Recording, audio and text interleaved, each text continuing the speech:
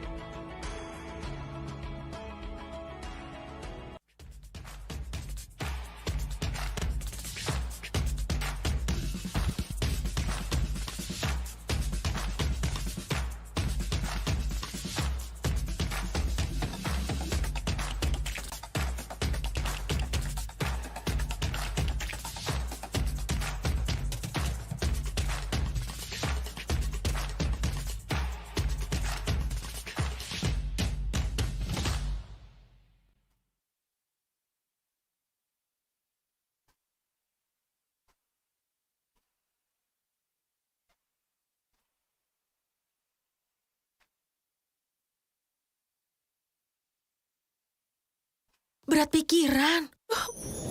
Plosa Citrus, daya semangat alam. Hisap, segarnya menembus kepala. Pikiran enteng dan lega. Plosa bisa kerok dan pijat. Masuk angin, mantap. Plosa Citrus. Korban demam berdarah jutaan orang. Nyamuk demam berdarah adalah nyamuk siang hari. Oleh Sovel 2 kali, pagi dan sore. Nyamuk tidak bisa gigit lagi. Sovel, tolak nyamuk demam berdarah.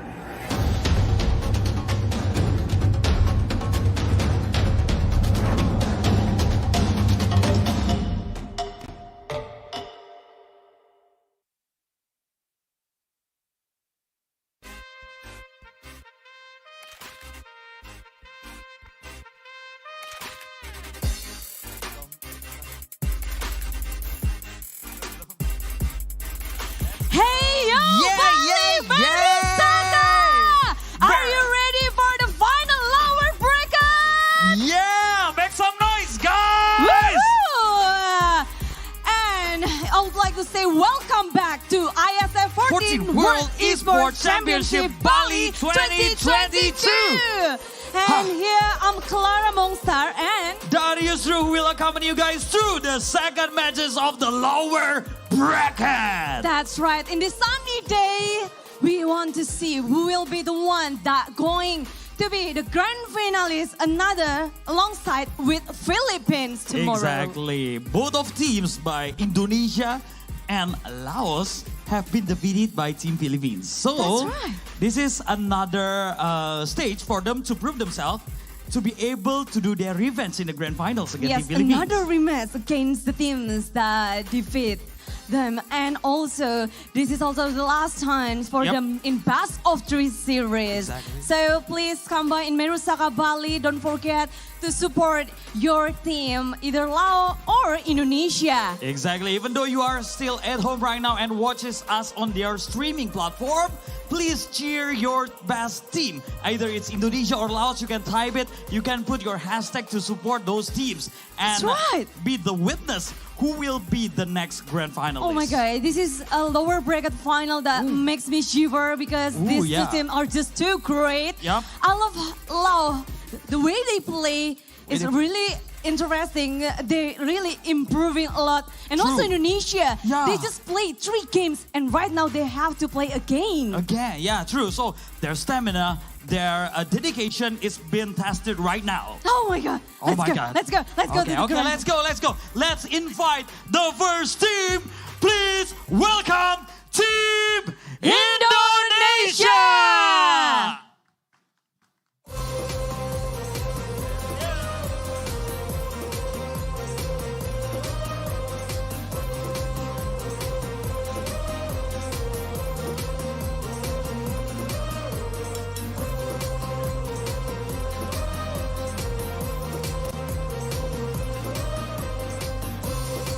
Please welcome Team Indonesia with Wami, Jokem, Drimotel, Mikoto, and Whitemon.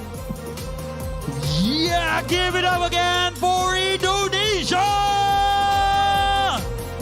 They already passed 3 games just before this. True. And we can see their macro play, their micro play is just too well. And each game is different. It's hard to see how they play. Yeah, true. We are very excited to watch their previous matches. So we are very excited as well to watch the next matches, which gonna against the second team. Please welcome Team Lao!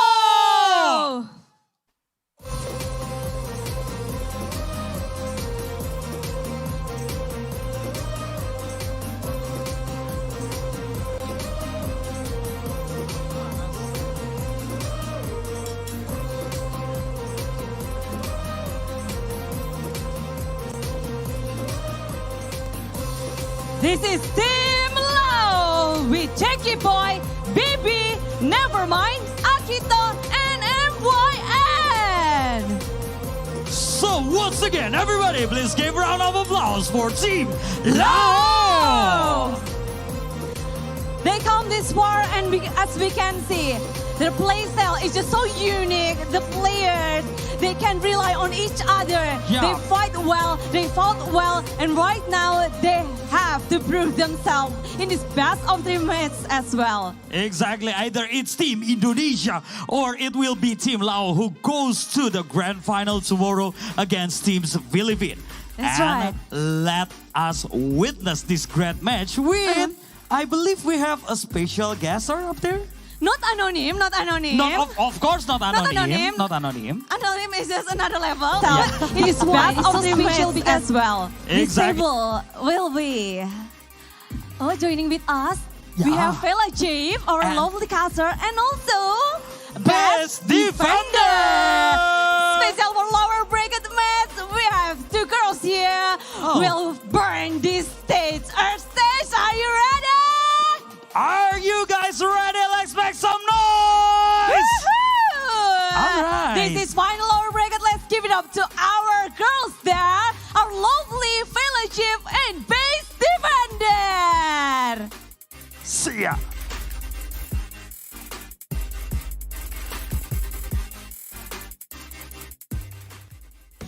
Thank you so much, Clara Mongstar and Darius Drew. And yeah, it's Bella Jip along with Best Defender, the caster for the lower bracket final for today.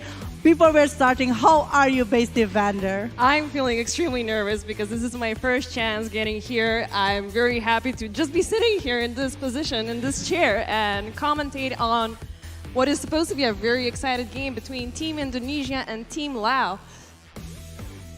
I don't know what else to say at this No, point. I mean, it's okay. I'm just so happy to have another girl here because usually it's me or Anonym or the other boys here call you as Anonym, but now First chance we getting- are going to be having Vela and Base here casting for this one. And yeah, you mentioned it right, Indonesia versus Laos. This is going to be a very tough battle, especially because Indonesia already having a hard 3 games before in the previous match on the lower bracket. But before we're jumping to the game, we definitely want to say that actually ISF 14 World Esports Championship Bali 2022 is supported by wonderful Indonesia, Kemenpora, NOC, and also Connie. And we have our main sponsor, GHL Group, sponsored by GHL Auto, Nusapay, DIS, Good and Crypto, Taiwan Excellence, Pertamina, Hydro Coco, Losa, Sofel, along with Antis. You might want to tell us about the official telco partner for this one. so we have Telkomsel as the official telco partner. We have Samsung Galaxy A series. We have Central Cargo, IndiHome, HIN, Episode Hotel, the wonderful host we're having, Murasaka Hotel,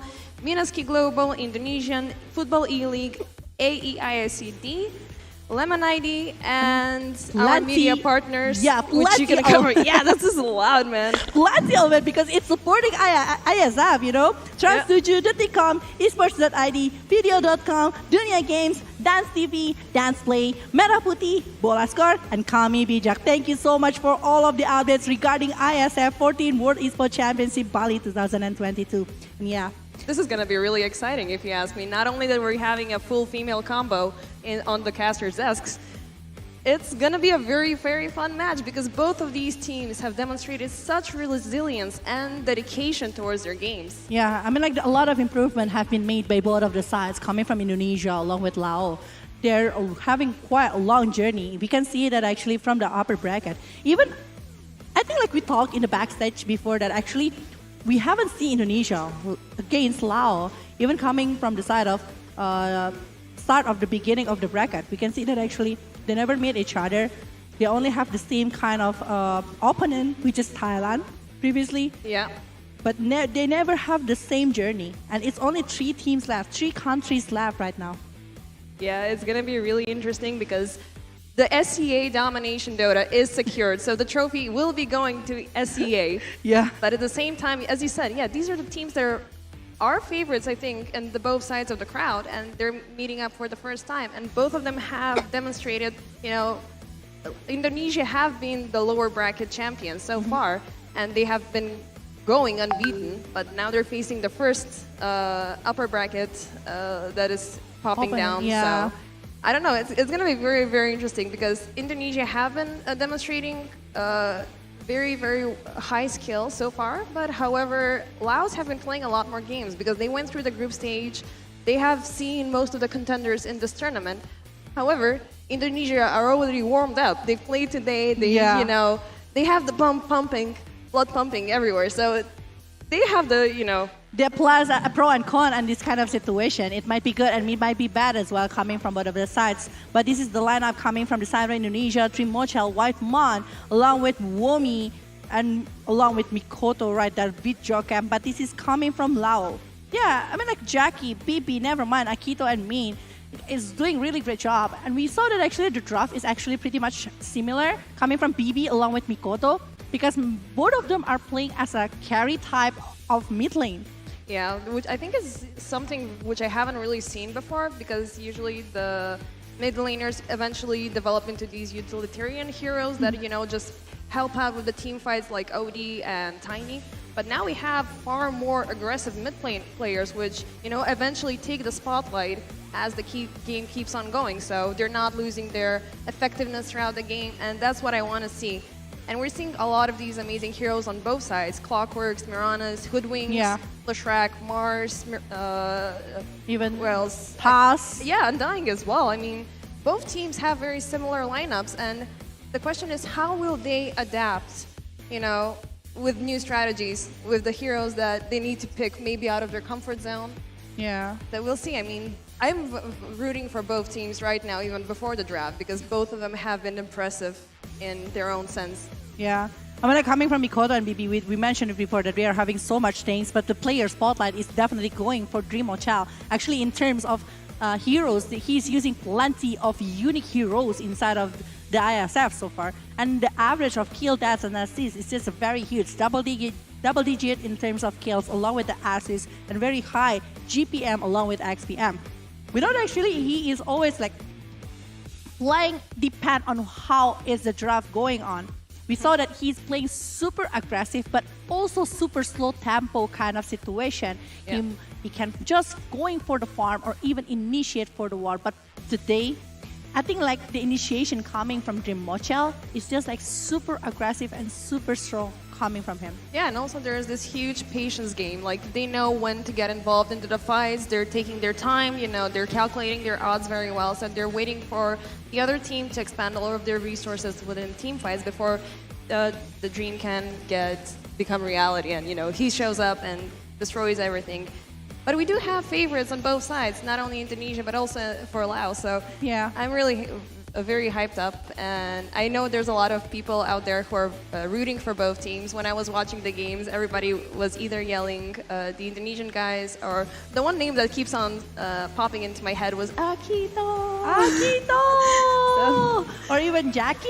Yeah, Jackie. But no, Akito like slips more of the tongue. It has more of a powerful scream to it. Mm-hmm. But it's gonna be really fun. I mean, I'm rooting personally for both teams, and I really want to see how they're gonna be developing. Yeah, because we do have both teams who are present in the top tier leagues. These are all professional veterans who know how to, they know how to play. That's an understatement. Yeah, I mean, like both of them, both of the teams have players that going for the international already, so definitely the experience coming from these players gonna determine a lot for this game itself. And I do feel like because they know each other pretty well, because Southeast Asia usually meet each other in the pop games as well. I do feel like they will be having something that they can put on over the gameplay from one to another, despite back again, the draft not gonna be that easy. Are they gonna be doing respectful things? Because so far we see Tiny, Mirana, Lina, and Toss. This is the heroes that is actually being used by both of the sides. Yeah, I saw Nyx Assassin. I think it was in game 1, Indonesia versus Thailand. Second game, I guess. Yeah, versus the sniper, where they were using the Nyx Assassin to, get into the shrapnel and, so they can stun the laner, and that was so nicely orchestrated. It felt like, they were playing music, and now the Nyx is falling onto the Laos side. I'm already fearful for how the Indonesians are going to counter this. So we have the bans for Tusk and Lina on the side of Lao, and we have Tiny and Mirana, which is, I think it's a very toxic combination that we've been seeing throughout the entire tournament. Toss, arrow, you connect everything all together, and there's no getting away from that unless you spam your BKB as fast as you can. But turns out you are unable to even use the BKB at that particular moment. It's gonna be quite hard. But yeah, picking over Mars along with this structure, we know that actually from Indonesia, I mean, like I think it's still 100% win rate coming from Mars in Indonesian's hand, because Womi is using a lot of. I think like after like first match there, saw Womi using a really great job using the Mars. They don't want to go against it, but right now it's gonna be pick again. Plus a Disruptor. Actually, Disruptor is the one that's causing so much trouble. Yeah, he's a wonderful hero, especially when you develop the scepter. You put it into the arena. Everybody's items are silenced, so there's nothing much you can do. But I really want to see the Mars refresher plays, where you make like a Venn diagram and everybody's stuck in the middle, just bouncing around, and there's no place for them to move. And I'm really, like, Mars has been seen on both sides. And as you said, you're correct. Like, Indonesia has a 100% win rate with Mars, whereas out of, I think, about 70% win rate on the side of Lao, but take into consideration that they went through the group stages, so there was some flunks here and there. So this is, as we said, team personal preference, who's going to get it first. Yeah. And we have Pangolier, which is, I think, a very nice counter to Mars, because he can jump around very fast with the boulder. Yeah, I think like it's a really good setup. I mean, like if he's the one that is being picked inside of the arena of blood, it's gonna be very good, because it's gonna be used to actually distract the player coming from the side of Indonesia, but banning the counter directly by having the Bloodseeker to be banned, along maybe with the Puck, because we know that actually before, BACOT was using the Puck as a mid laner and as a setup combo, because so far, the draw from Indonesia is still very good for a setup situation for team participation No di Bali dan hero. So if they're gonna be banning over dibaca Silencer, cok I think itu it's still gonna judulnya be cok. very decent one. Yang banyak tanya ngentot. Silencer is a pretty good pick and a ban at the same situation. Judulnya because di you Bali have gitu. control with the global silence. Mars and Disruptor have always this very, very positive synergy, which can build up very easily afterwards. So right now, what we're waiting from Indonesia is the response of who's going to be their carries, who's going to do the damage, because they have at this point the setup. On the other side, they're mostly banning LAOS or banning people Baru lahir who gua, are kok iso? disabling the movement of for Pangolier. So they're kicking out Puck, as you said. They're most probably gonna ban separuh? Emang separuh, Cok? heroes that further on Grimstroke build. maybe? Yeah, Grimstroke. Even though I don't think I've seen him throughout the tournament. Layarmu apa layarku So dan? it was being used once, but aside of that one, no one is actually picking over the Grimstroke. It's not really popular. It's only the counter. Oh, for the judulnya side of, separuh. Pangolier. But Queen of Pain is apparently the one that they are eliminating. Actually, 3 mid lane hero is here. Ooh, that is being banned. Marcy. This is interesting, actually.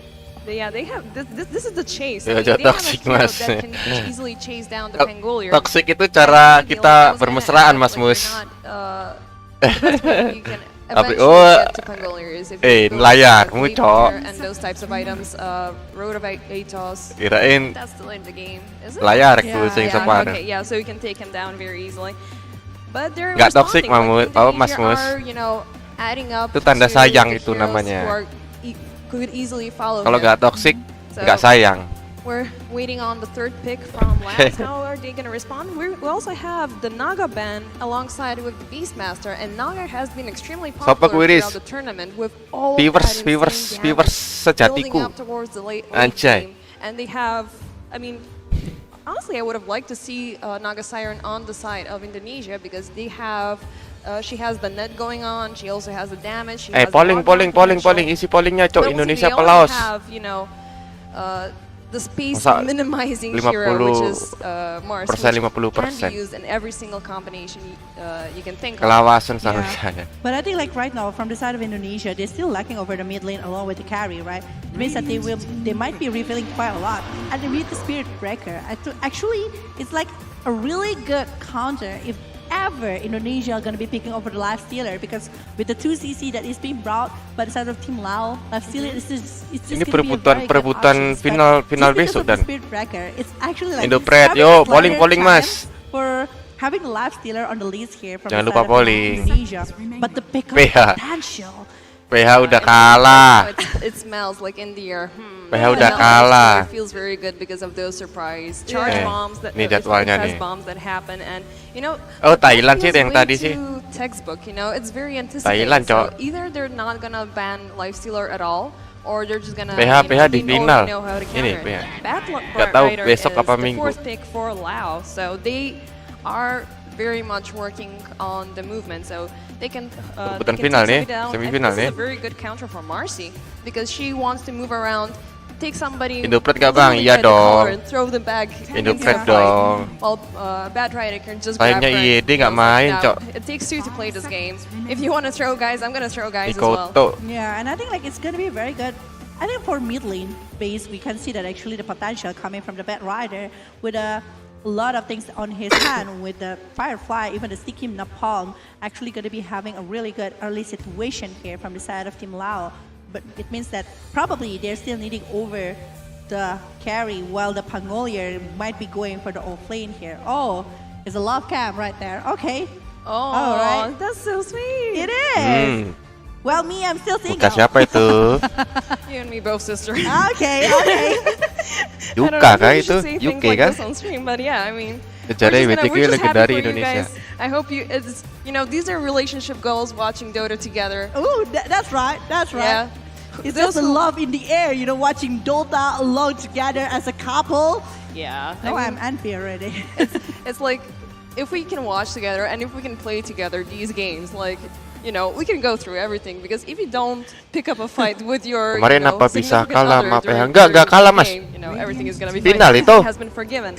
Kocak. And Ember Spirit we have Finalnya on the besok. side of Besok kalau nggak minggu ini Indonesia, jadwalnya which nih. is very good Nih, playoff-nya nih. combo so far with Disruptor and PHL Mars. There's a Filipan, lot of damage Filipan, dealing right Filipin there. kan? They have the shackles, Filipina kan? and they have the Ini Reds, sekarang Laos you know, sama Indonesia. Once at one moment he's here, the other Finalnya one he's back to the fountain, and now he's back sama here again, fully Filipin. refreshed and ready to fight once again. So this is I love this hero because it has so low cooldowns and such Filipin high lawan frequency. Laos kemarin The only issue is 2-1. the farming potential. So right now the entire focus is on this hero. Indonesia is not going for a greedy lineup. I mean, both sides are not going for a greedy lineup. Yeah, So they don't. we will be slowly developing, and I think both of their tactics so far are going into the late game. But I think the only Bat Rider is the best hero for early game, spamming those sticky Kelilipan. bomb and setting people Filipin on fire, goblok, which is bukan super kelilipan. annoying to deal with. In any lane. It is in any particular lane, and it might be Ember Spirit going for against a Bat Philippine. Rider. So I think like in terms of landing situation, I think like from the Roster side of PH Lao, they're having upper hand on di that upper kind of kalah Mano iya kah, Mas? But from the side of Emang the iya? carry, both of them haven't revealed who is actually going to be the Ciao, carry yuk, on Dan. one of the sides. So they might be Mau cabut eliminating kah? a lot of potential. Oke, Ri. Monkey Apa, oke, King is Dan? already being eliminated. Sniper is there. Lanjut. If you're talking about Lao, they can try to pick over the Draw Ranger if they are aiming for it, because Bat Rider with halberd of Draw Ranger is just going to be quite hard to be dealt with to the side of Indonesia. Yeah, they're taking down all of these huge range heroes. Drow, as you said, is a very good potential. Di upper kan So we kemarin. have the last Emang stance iya. of Morphling and Lifestealer.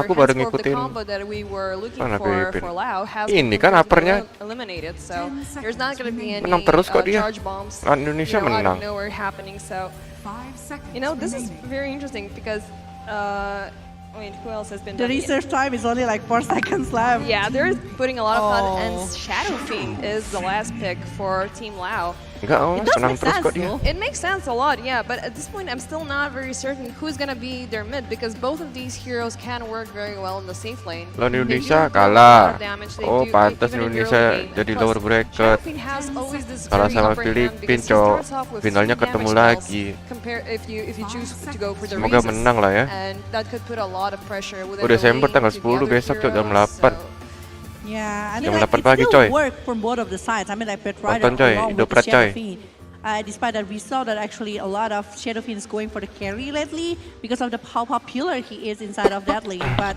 Amber Spirit, just like what you've mentioned, I do agree that against these two heroes, Amber Spirit is just going to be like quite weak against that one. The race potential, the Anjay. burst potential, over the Anjay. Rider that could be able to use all of the resources to stick him up, napalm, even going with the Firefly. But one last pick, 9 seconds left for Indonesia. They're using a lot of they're research time. thinking all of these things through because they're not. As you said, Drow Ranger. Yeah, they're being both sides are Jackie being fan from extremely Philippines. respectful Sure? towards one another, and they're somewhat going out of their comfort picks, which are pretty much similar from what we've discussed previously. And it's gonna be a hell of a game.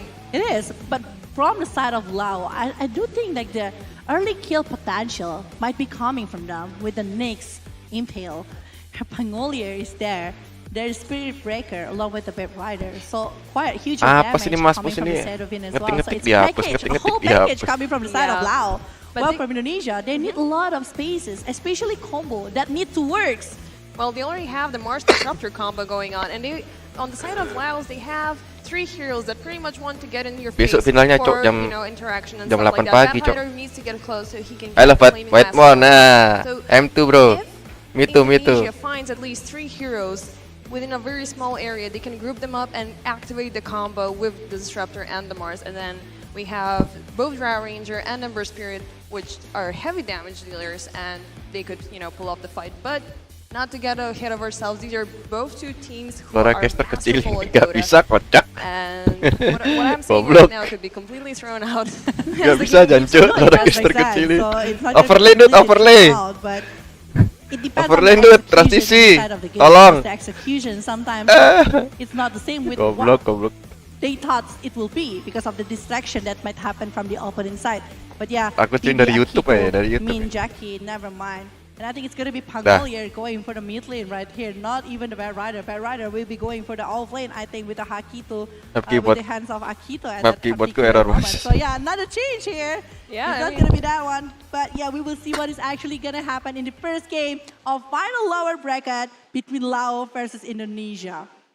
It's going to be extremely fun because they weren't revealing the drafts very early on. They were allowing for space, you know, to make these weird changes and, you know, non-particular lane heroes. But as you said earlier, they're picking very aggressive mid players, which will further on develop into carries. So I'm going to ask a difficult question. Who are you rooting for? Which lineup do you like better? It's quite hard actually. If we are kabar Mobile Legends kalah ya, Cok. Particular early game, it's Indonesia. just going to be like having, I think from the side of Laos, early game intuition will be good on them. But from the side of Indonesia, later on going into maybe even going for the late game, it's going to be good for them. If they're transisi overlay-mu, Cok. PB, it's going to be good. But if it's not, BB is just going to be very free. And Good Jackie watching from Filipino. To the side of Team Laos Congrats, with bro. all the heroes that they're having. And just like what you've mentioned, Mercy, Bad Rider, both of them can try to pick off the hero. Yeah, but who is actually going to be the one Jackie to from initiate? Indonesia or It's very Philippines? difficult because you have Nyx going on, and Nyx really wants to, you know, abuse the situation as much as he can with the Spiked Carpus, with the Mana Drain, and afterwards with the Vendetta. He's, you know, this extremely sneaky guy walking around everywhere. So I do believe that he will be placed in the front row to kick off the lewat fight, upper and then Indo. afterwards the other players can add up with. But really, with all due honesty, I do believe that you guys have the upper hand in the situation. But I hope I'm not jinxing this because I have, you know, that bad luck. If I'm like Sama-sama besok final ini, Dut. if I say Indonesia has a better lineup, I'm, you know, usually it goes the wrong way. Yeah, it goes the other way, unfortunately. Okay. So we'll see if the curse is working or not. yeah, so I'm gonna be unbiased in the situation. Both teams have these amazing lineups. They do. I do agree. Yeah. Have these amazing potential, and you know, right now, like usually in some games, especially in the group stages, there was this huge disbalance between the teams, and right now we're narrowing Jackie down from the splits Laos. between the players. So you know we're. I down think to here teams, from Indonesia, bro. and Laos. So all of these teams are very, you know, strong. I don't know, sorry. And you know, I'm they're newbie. warmed up. They know how to do the. My bad. They know how to do it. Yeah, I do agree. Even I'm very surprised with the. I'm just people Indo-Pride. their skills Just inside of this Indo-Pride. ISF. We can see the improvement going really well coming from both of the sides. Not only from Indonesia, but also coming from Laos.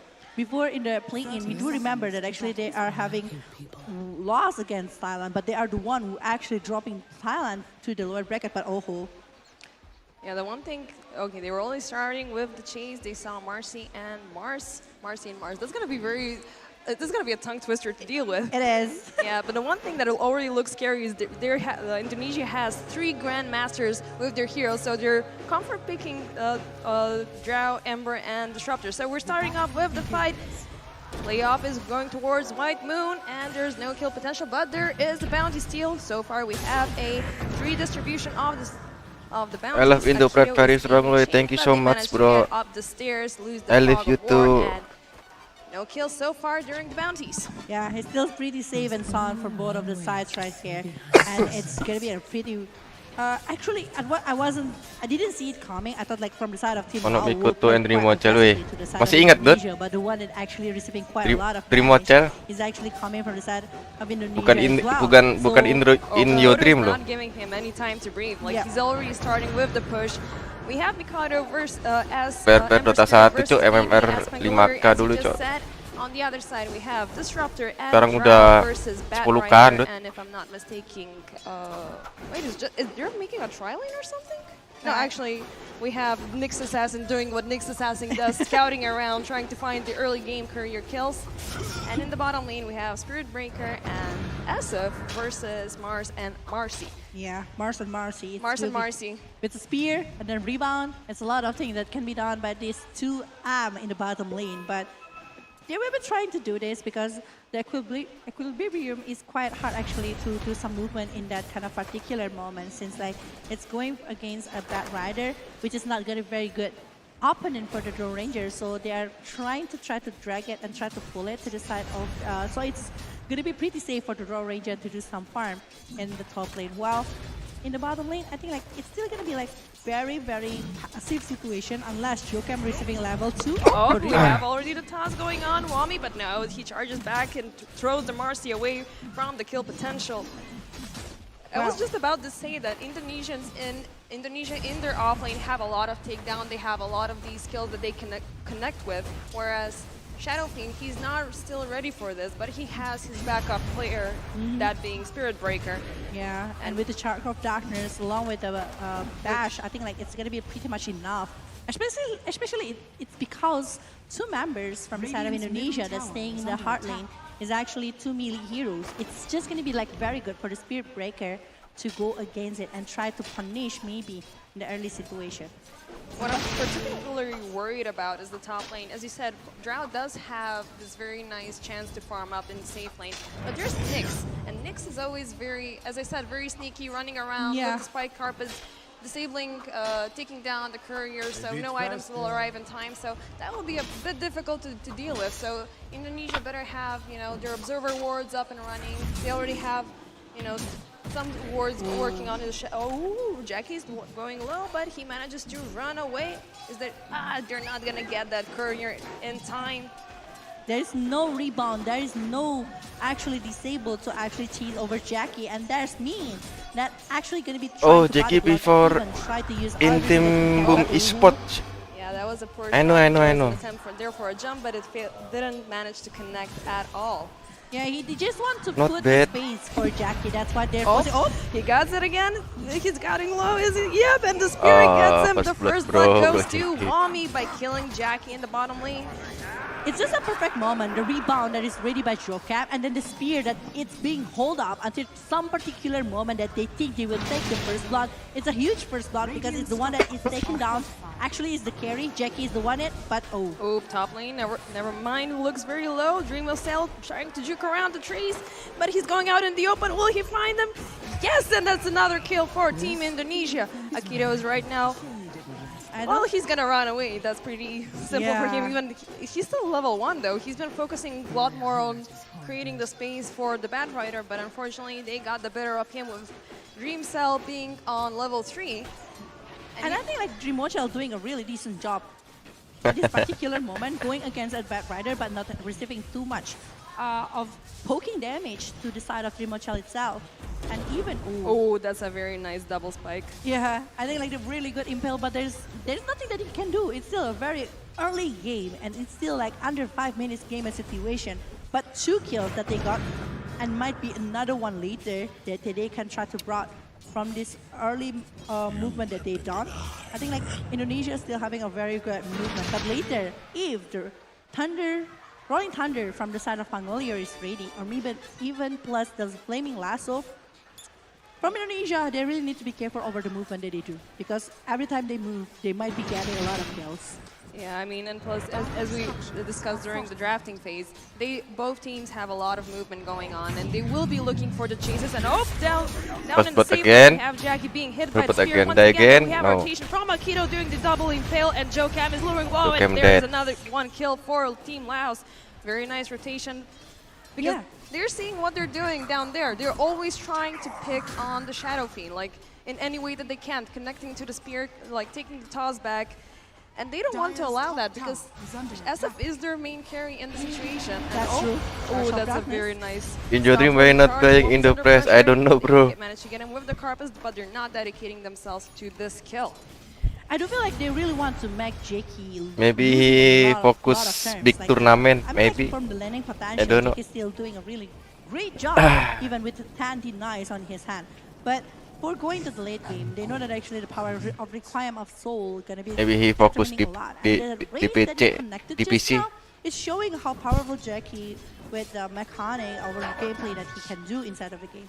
So I do feel like from the side of Indonesia, they cannot like trying to play very aggressive unless they really have a backup because undisciplined movement will cost a lot. Yeah, I mean, one small mistake and the other team will find the potential to use it as much as they can. We already have some rotations going on towards in the mid lane with BB and Mikoto already getting their level 6s. So we have Remnants, we have the Boulder available. So they really want to start fighting. Yeah, as I said, they keep on charging. So they really want to start pressing on the other team as much as they can. Yeah. And that's what I love actually about SEA Dota, because the second somebody hits level 6, they already start with their rotations, put the pressure as much as they can, you know, even aggressive if movement. Yeah, super aggressive, man.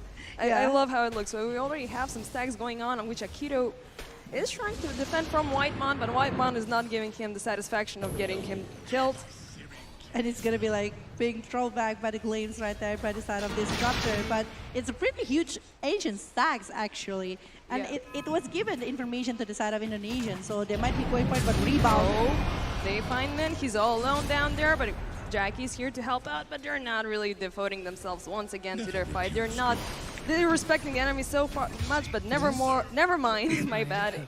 Is not having such an easy time by being left alone. In the top Primocel, lane. so far. He But really yeah. wants to get close to Draw Ranger, but might be the Gauss and also the Frost Arrow that's slowing everything to the side of this Bad Rider. And it's Yeah. having hard time even to get close to this one. And actually, this Draw Ranger having the highest net worth. Yeah, there's a little dance going around. Joe Cam is managing finally to get him connecting with the spear, and there's another kill from that wonderful combo from Indonesia.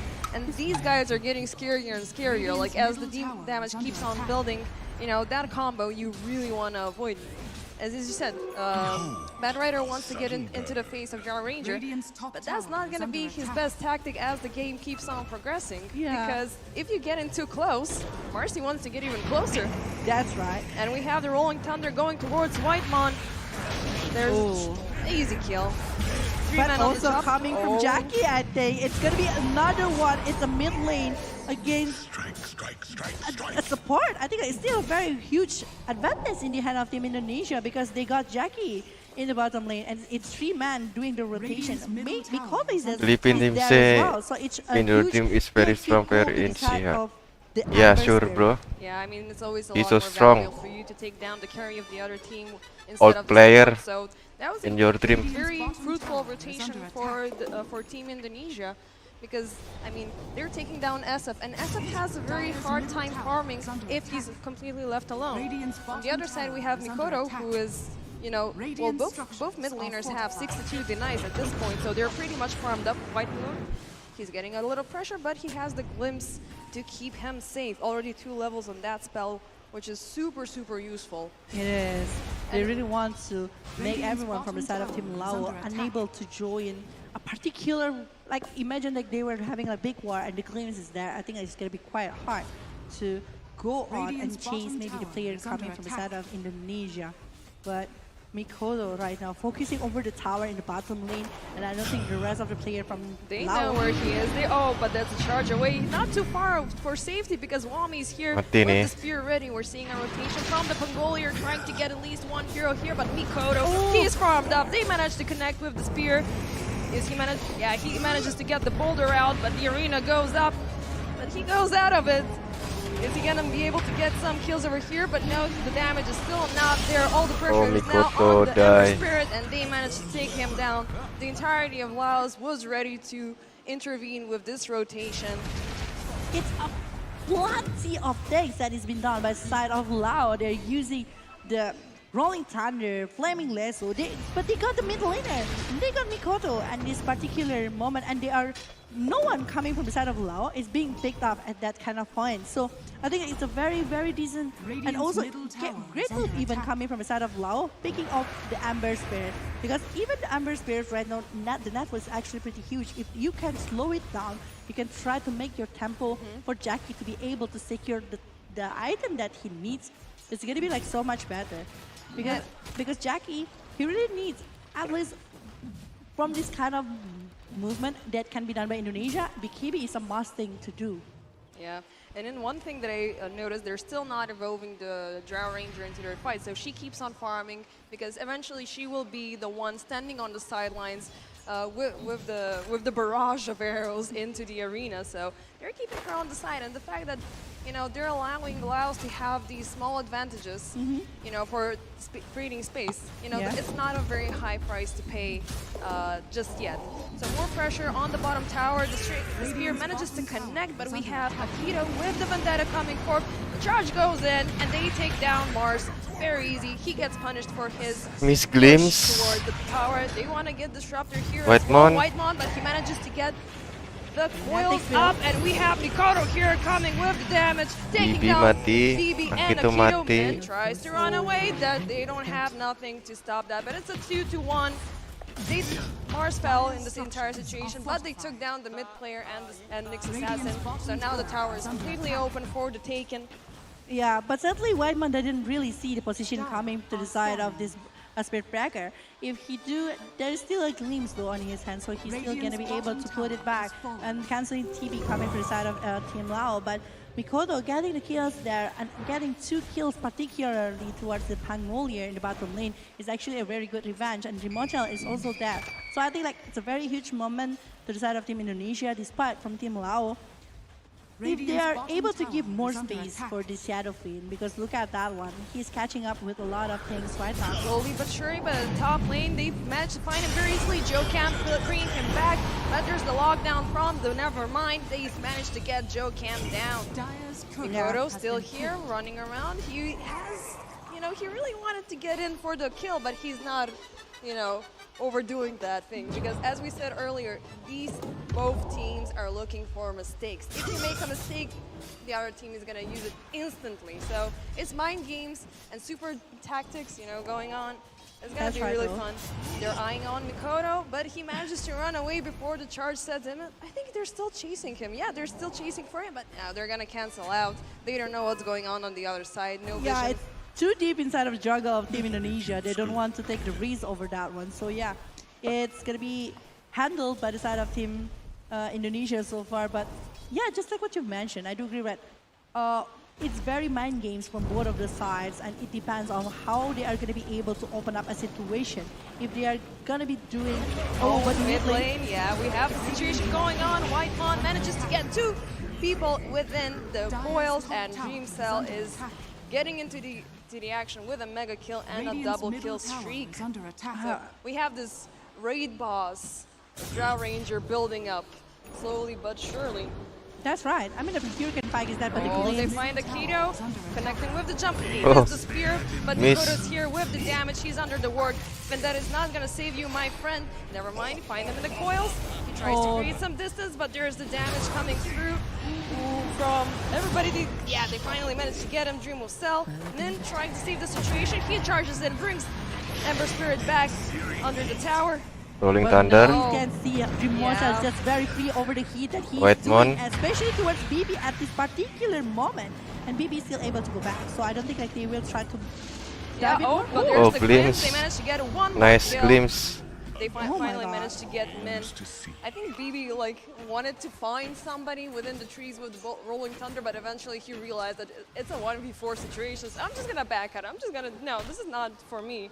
And the vision with the Sentry actually is the one that's causing the trouble for the Nyx Assassin. It's not being able to go away even after using the Vendetta. But Rimochel, with this kind of build that he's having already, the split arrow actually is just so painful. It's receiving really huge damage coming from the side of the Ranger. The Drow Ranger is just very free at this particular moment. With the 4 kills on his hand, I guess, it's pretty huge momentum right now from the side of Indonesia. They still want to push the pressure back to the side of Team Lao. But Team Lao are responding with the smoke gang. Even though they're 7 kills away from Team Indonesia, either they're trying to scout for a kill there, or they're trying to just to get as much information as they can from the opposing team. They need to, calm down right now, play a lot safer, because they realize that, I think they realize at this point that Indonesia is bringing in the aggressive plays every chance they get. They have a super farm Drow Ranger. They have Ember Spirit also. Jackie's, getting there, but he needs time to refresh, and that's the one thing that is the drawback for Shadow Fiend. He needs a lot of time to recharge after he dies, so he cannot immediately jump back into a fight. Oh, they found Akito once again, walking under the wards. Yeah. Amazing job from Ada White sentry. getting All all of the the vision. sentry, yeah. You know what you're dealing with. You have a Nyx assassin going around, so you need to ward as much as possible to disable this guy from showing up. If you see him sneaking around, you can either pretend that he's not there, so you can, Good give the rotation. element of surprise and take him down Yeah. easily. But if you don't see him and you get impaled, most probably there's gonna be another thing coming. But yeah, right now from the side of team, they're opening up Arena of Blood. Oh, miss Never Arena. mind. Doing really good. Playing dagger, wasting a skill here from the side of Indonesia. Ketahuan. Oh, running around the trees. Yeah, I think Ketahuan. never mind over there. Joe Cam bringing in with the assistance, and they take down the Bad Rider pretty easily, opening Nice, up space Mikoto. towards the tower. BB is here. He wants to help out, but they're not really pushing. They're not giving force at all, so they're more focused on the other lanes, farming, helping Jackie get the advantage that he still needs. But I think the more time that they spend away from fights, it's gonna be bad for them. Akito, they fight him again, connecting with the spear. Yeah, it glimpsed back into the lane, and that's Akito going down once more. Well, I think from the side of Lao right now, they are not allowed to join the same concept of gameplay that can be brought by Indonesia at the moment. Right now, they want to do the war because they know they have the potential over the leading of the network, even the power coming from the side of the Disruptor, or maybe coming from the side of Marcy along with the Mars. While from the side of Lao, they are having, just like what you mentioned, the Shadow Fiend really needs more items. They really need more space. Min and White Moon are playing on the stairs, but they managed to find him going down the stairs. They don't manage to connect, but the glimpse is there to bring him back into the coils and securing another kill for Team Indonesia. Laos are losing their advantage slowly, which is not really a good sign. You keep on giving space to these guys to take you down, but it's still game 1 out of 3, so they might have a response later on throughout the game. We're still in the 18th minute. They still have the chance to win it, or they still also have the thing that Indonesia has, the combo that they can run with the Nyx Assassin, Bad Rider, Pangolier, even the Spirit Breaker. They just need one particular moment, because right now I do feel like Dota is also like about momentum. If you are having a really great momentum to even counter the movement, despite all of the network differences, it still can be turned back in one really great move right now. Indonesia going in for the Roshan kill. No contest here from the side of Laos. But yeah, I mean, momentum is very important as much as patience is, because you really need to know when you will need to strike and use all... Oh, both teams going in for the smoke. Laos do actually know there's a Roche kill going on. Akito trying to run away. Excellent Arena of Blood, but only getting one hero inside. Jackie, he wasted his shower race. White Moon holding on to Min. Will they manage to get him? The damage is there, and one kill is secured while the rest of Laos are running away. They're not willing to contest this Roshan at all. Because the requirement of Soul is actually far behind from the side of Jackie. They are unable to give the damage to the side of Indonesia. So I think Indonesia at this particular moment, without any Rolling Thunder along with the requirement of Soul, they will be securing over this Roshan. And it's actually very good Roshan in the hand of Team Indonesia. Dream Mochel might want to try play quite aggressively.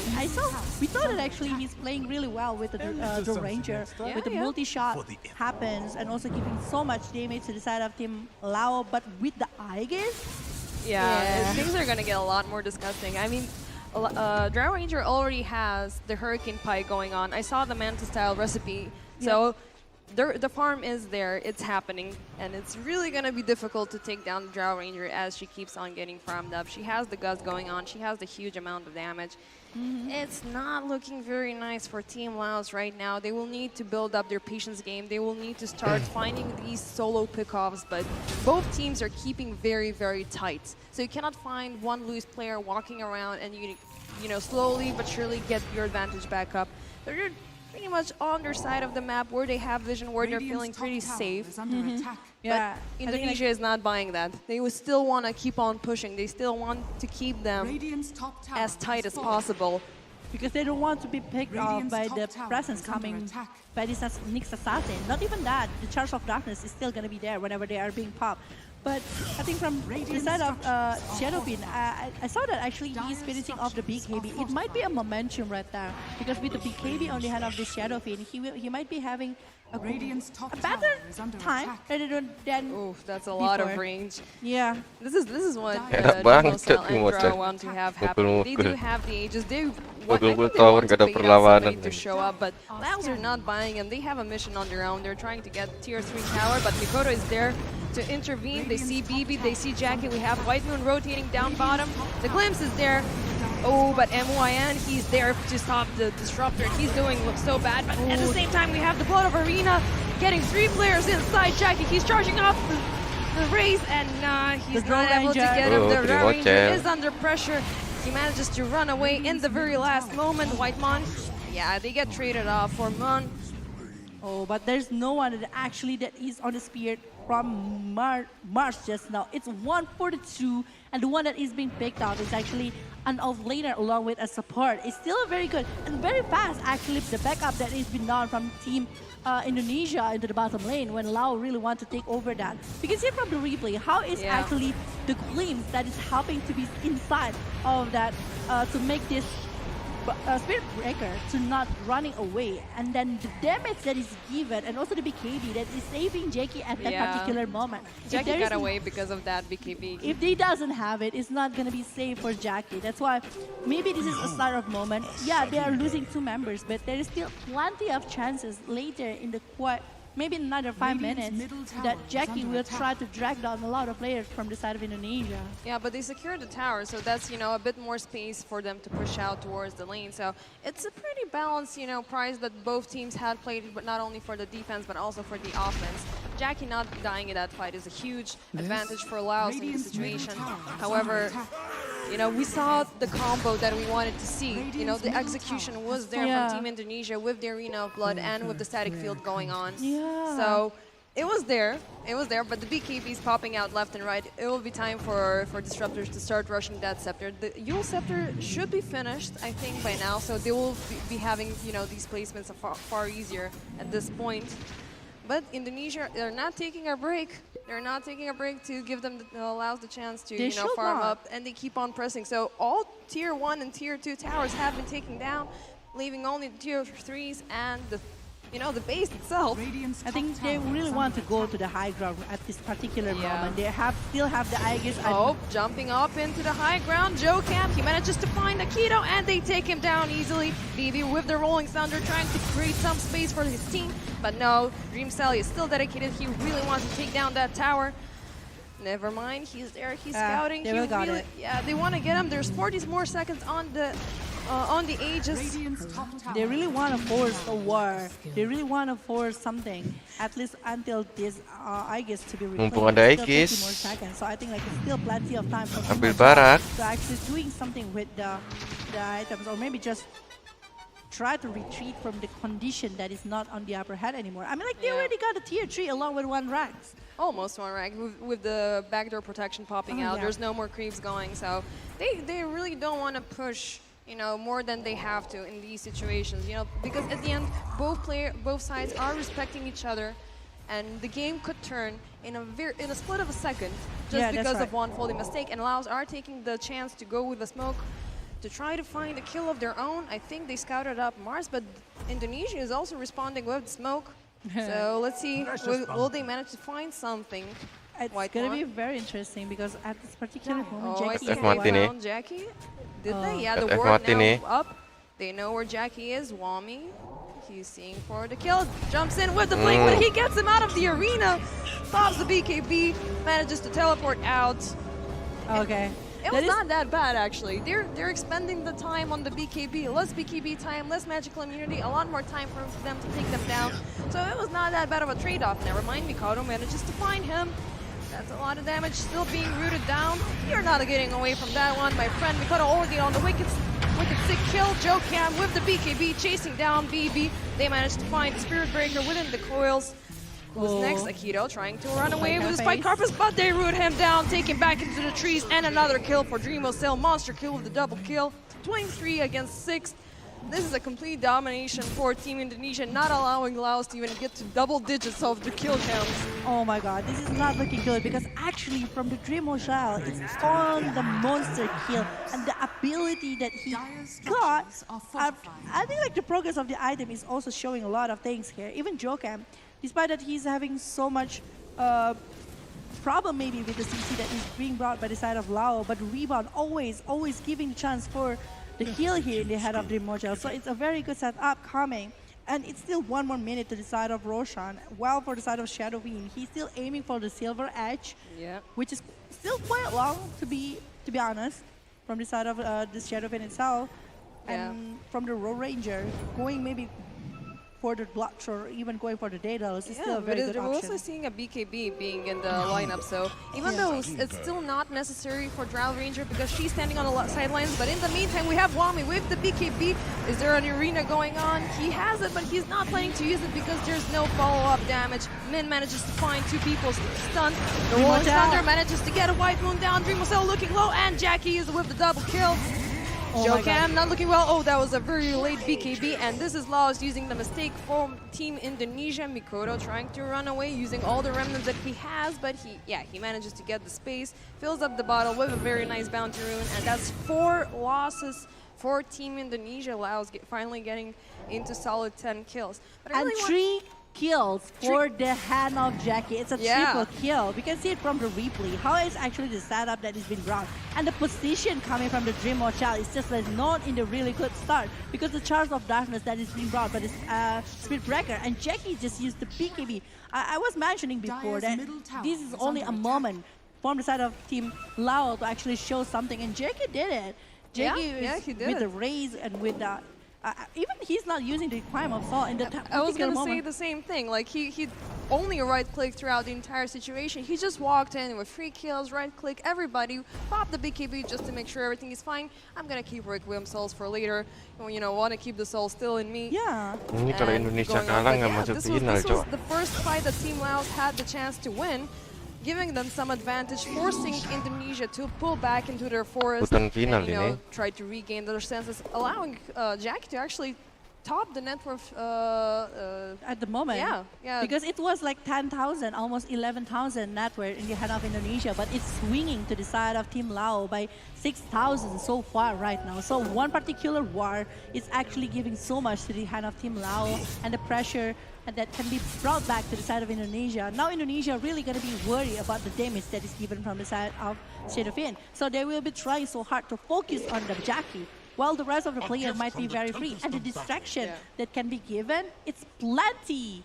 That's the case, it's plenty. That's why BKB might be a thing here. And Dream Shell is aiming at that one at this particular moment. Which reminds me, we started talking about Marcy earlier and about the lack of items that hero has been having, but the prioritization of BKB in the situation has very much given into the team fights, because in this case we're not seeing him carry Marcy, we're seeing a very supportive Marcy, which needs to survive throughout the fight to bring out the players on the other side and provide menang atau kalah atau precision Marcy ya, bro. I'm not really sure how to pronounce because you're saying one pronunciation, but Roshan. It's okay. Yeah, I'm learning. This is my first time here, so. No, you're doing really great job so far. By actually, you're doing amazing. So you're my guru in this situation. We are girls' power. Yeah, some appreciation here going on. But yeah, based on this moment, I think like it's 29 minutes inside of the game, and hati-hati. Just like what Wetman do before, jangan they sampai really salah as much as they can jalan. See how is the progress coming from the side of Nick's Assassin, because Vendetta once again can deal a lot of movement for the side of Lao. Yeah, we have them walking around with this smoke bomb. They know the Roshan is back up, so we're gonna have a new contest. Jokam and Wami are there. They're eyeing out on the other players. Pecah smoke-nya. Still hasn't popped, so they don't know what's going on, but he manages to find the Makito with the Impale, manages to get the Mars. Jokam is here to intervene, and Nyx is going down. An excellent arena catching 3 heroes. Jokam is going down in the situation, but Jackie nice so ulti. and Dreamosel is there with the damage, popping Jackie. And then we have the Bad Rider. Yeah, triple kill for Dreamosel. Free hit Dreamosel. Through Roshan right there, my friends. Nice Dreamosel. This is a huge battle again from Indonesia. I don't know what is actually happening, but I think like the particular moment from the Vendetta and then Whitemon directly using the static storm, I think that particular moment is just stopping to the side of Team Lao. They are unable to actually follow up a lot of stuff after that. Yeah, yeah. I mean, they had the upper hand in the situation because I think the Team Laos revealed themselves too early, not realizing that the entire Indonesian team was eyeing them from the top of the stairs. It's like, okay, we're waiting for you. Please show up. If one shows up, we'll know that the rest are over there. So what's his face? The Disruptor was there ready with the coils, with the arena, popping everything all together, executing a brilliant fight and allowing Dream Cell to get 3 kills. And now with double damage in his bottle with the Aegis. Yeah. He's gonna be pretty scary, and this is gonna be an opportunity for Indonesia to keep on pushing towards the fight. Ember Spirit already, I think they saw the Scepter on him already, so that makes him a lot more difficult to take down. So with the remnants that he's having. And you see that actually the double damage runes in the hand of Bata, in the hand of Draw Ranger. Oh, so yeah. he have the Aegis of Immortal. He have everything on his hand along with the double damage. I don't know, like so far, I saw that the damage coming from Dream Hotel is just like very, very huge. yeah, now it's gonna be doubled. No, It's already huge, now it's gonna be double huge. I mean, Grau is looking very scary, already popping DD, want to take down the towers that he started earlier. So that's one set of barracks going down pretty slow. I mean, pretty fast actually with the double damage. Pretty easy. Very fast. And Lincoln Spear is the one that actually being finished in the hand of Dream Mochal. He doesn't want to be lassoed by this Bat Rider. It's a preventive move here, or even Charge of Darkness. Yeah, but they already bursted that Lincoln Spear, Lasso Dream grabbing Mochal. her up on the high ground. Masih ada Aegis, santai. Gak ada PKP tapi. The fight is not lost. Wami is waiting for the arena. They managed to get Jackie with the Requiem of Souls. Manages to get the tower just in time. But we have an instant buyback from the next assassin. There's a huge fight going on. 2 buybacks. Oh my god, and we have a pause. There's a freeze from Dream Cell. Oh my god, Joe Kim actually. This is so unfortunate. Clean. Oh my god, yeah, that was a huge Wah, damage blue going on. screen. And it was quite unfortunate, like it really started to kick in.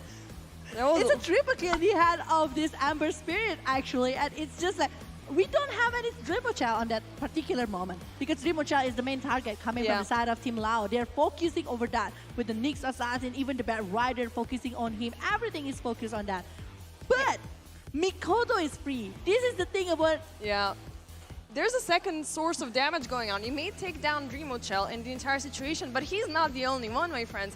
There's another guy with a lot of damage going on and with the cleaves everywhere and with the Slave Fist. So it's easy for him. I mean, for like when one hero falls down, there's another one to take his spot. Unfortunately, that is not present on Team Lao so far. But I've seen Jackie is the only source of damage that they have viable for this at this point of the game.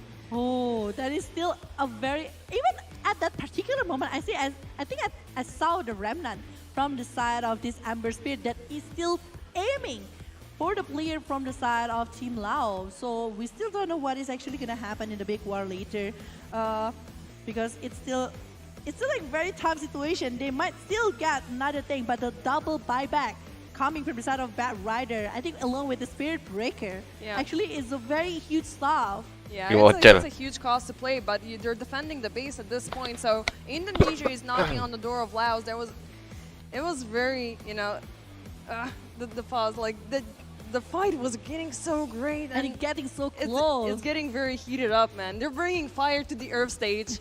And this is getting very, very difficult for both teams. I mean, for Laos especially, but still, we're looking at game 1. They will have the chance to bounce back if necessary. They might be giving them some time, you know, to give them the false sense of advantage, to allow them to use the rest of the forces, the rest of the power that they have for the day. Because it is their first match, as far as I recall, for Team Laos. For today, it is their first match after witnessing the gameplay from Team Indonesia. But Indonesia, just like what you mentioned, I think in the early situation, like they're already heat up because of the warm up because of the previous match going against Team Thailand, and now going for the second game. I think like from the side of Team Lao, they still have plenty of chances to win this game.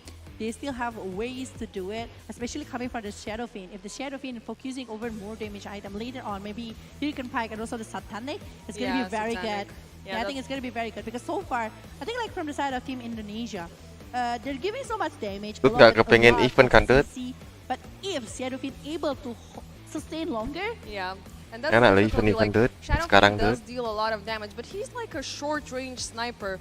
Because if you manage to get to him, he's really squishy to take down. So BKB is the only thing that's keeping him alive. He will need to find another alternative to keep him throughout the team fights. Yeah. And still, until we get the Batrider fully active in the team fights, he will be the only source of damage that Team LAOS will have throughout the team fight. So they really need to be careful of how they play out these next couple of seconds, I think, because if they punish Indonesia for their aggression towards the base, they would be having another chance to fight back.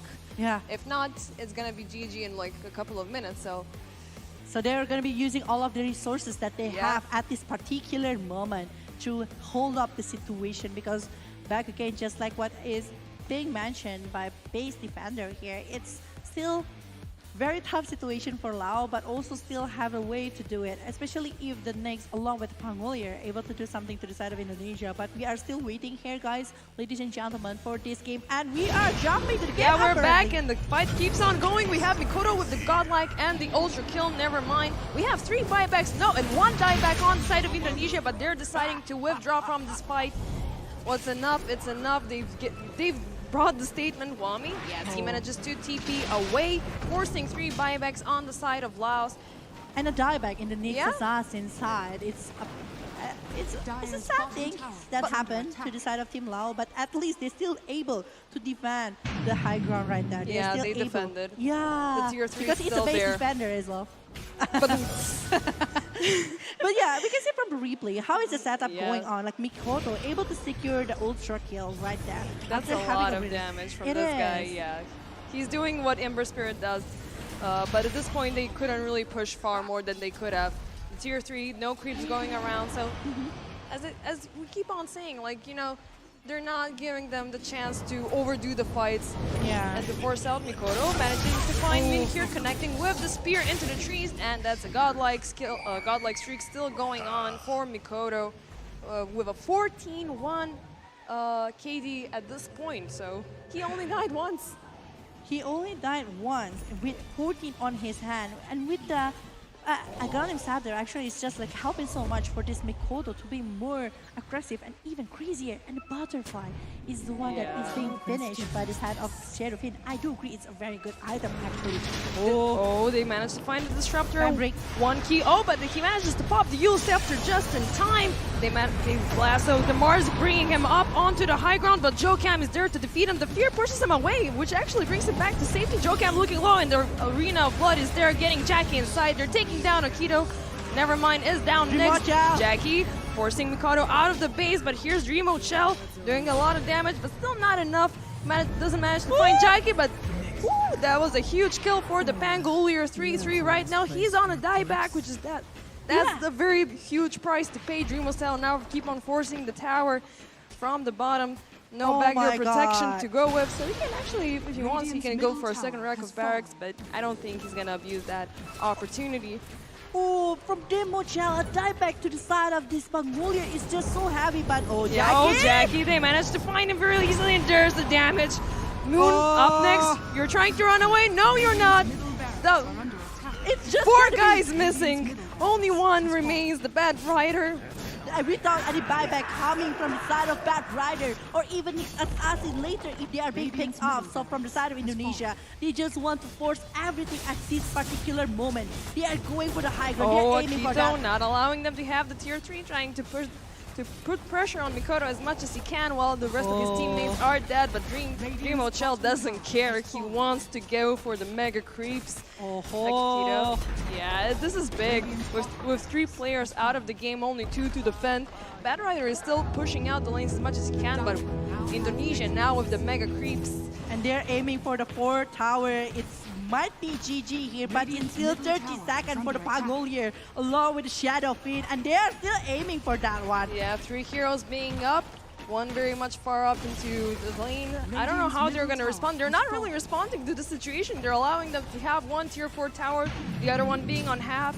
They really want Shadowfiend to join the war later with the requirement of goal, but look at 5 more Indonesia. seconds. They don't even have a glyph going on. Dreamochel, 1. Okay, there's here. Jackie's here, ready for the situation. Akito jumps in with the Carpus, but they take him down very easily.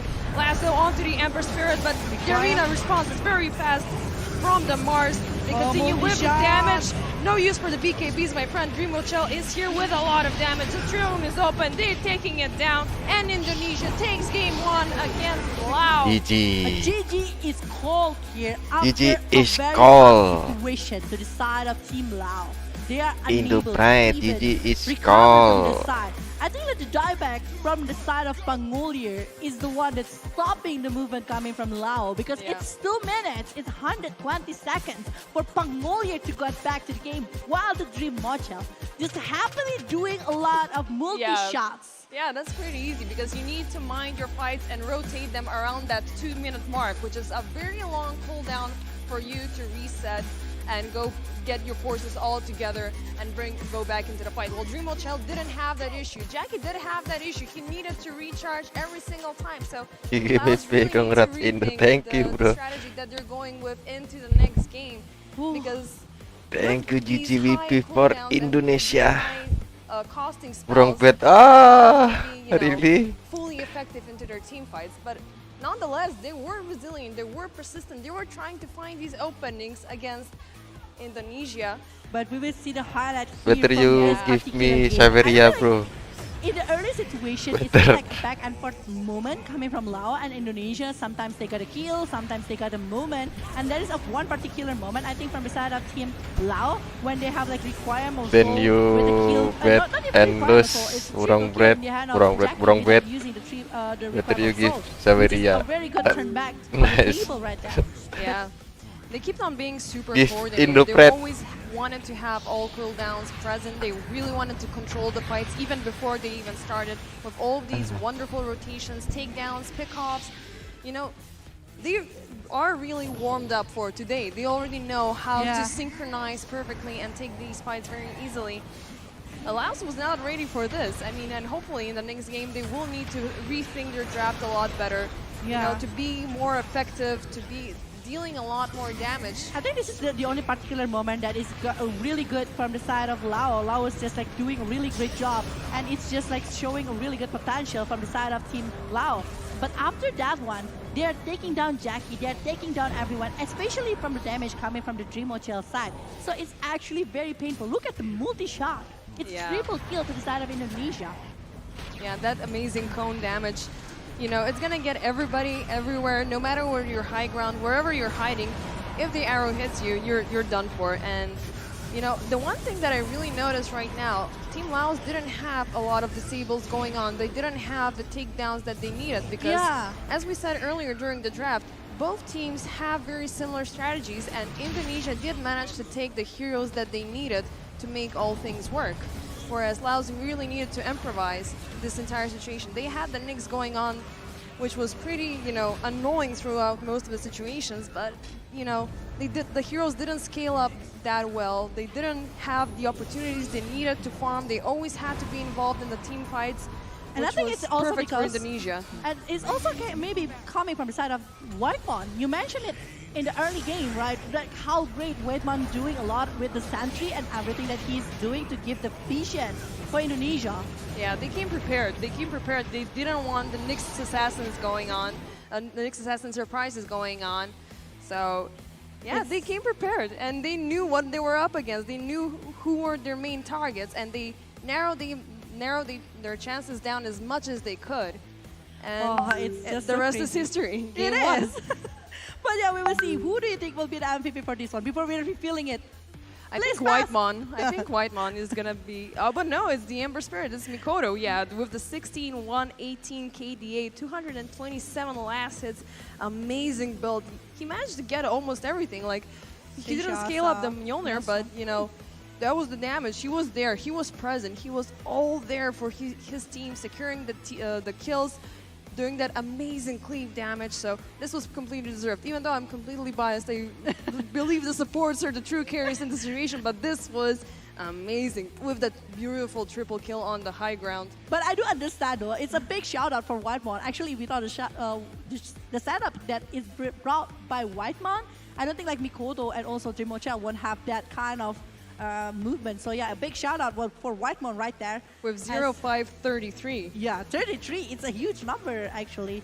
With all of the kills that is being done by both of the sides. But Trimocha with 17 on his hand, Mikoto with 16. We can see how many times this Akito with the Nyx Assassin being picked off. They are initiating a lot of times, but unable to finish it. Yeah, they picked up fights that they thought they would be able to get, but they weren't really calculating the odds perfectly because they thought they would find a hero completely left alone. Because Nyx likes those types of situations. He wants to get one hero farming alone in the jungle and then call up his friends, you know, this guy's here. But Indonesia were on the standby the entire time, and they were, you know, bombarding all of their engagements and all of their the fights that they started. So, as I said, they came prepared. They had the situation warded up. That's right. They were responding very fast with the smoke bombs. They took 2 Roshans, if I'm not mistaken. Yeah, 2 Roshan. So, you know, after Big War, they always aim for the objective Roshan. It happens most of the times, but that is such an amazing performance coming from Indonesia along with Lao for the first game. And before we're jumping to the second game, we will take a short break. Thank you so much, actually, Base Defender, for casting this one. We are so happy to have you here. But yeah, we will take a short break, so don't go anywhere. Stay inside of ISF 14 World Esports Championship, Bali 2022. We will be back. yeah, thank you very much for having me here, and maybe until next time. See you around, guys.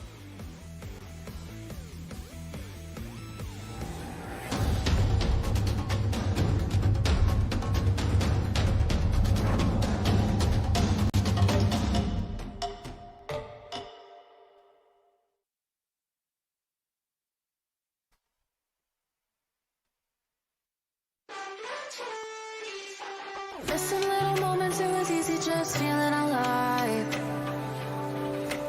2 a.m. wide awake, talking like we had the whole night. And I don't know if I said this right. No, I don't know how the days gone by. Missing little moments, it was easy just feeling alive. Every now and again, I trace my steps back to then.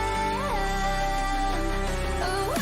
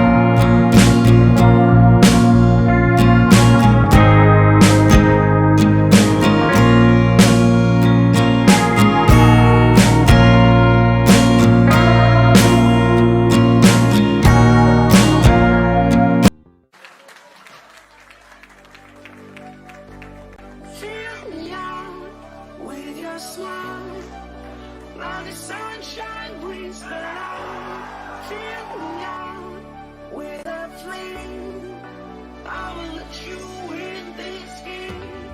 Take me out when I'm down. With you, I'm safe and sound. Safe and sound. Safe and sound. Safe and sound. Safe and sound. Safe and sound. Safe and sound.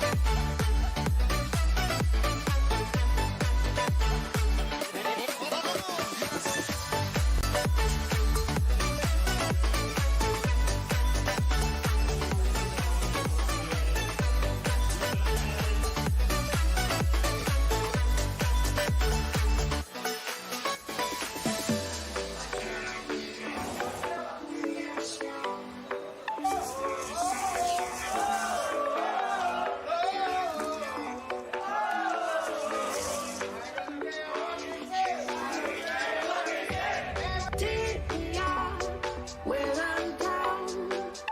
'Cause with you I'm safe and sound. Safe and sound. Safe and sound. Safe and sound. Safe and sound. Safe and sound. Safe and sound. Safe and sound. Safe and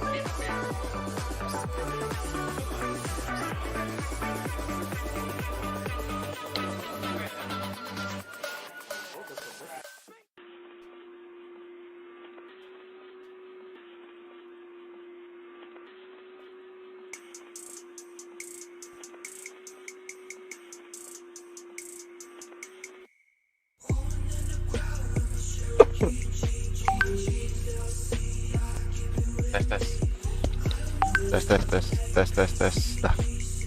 Lama, Cok. Tes.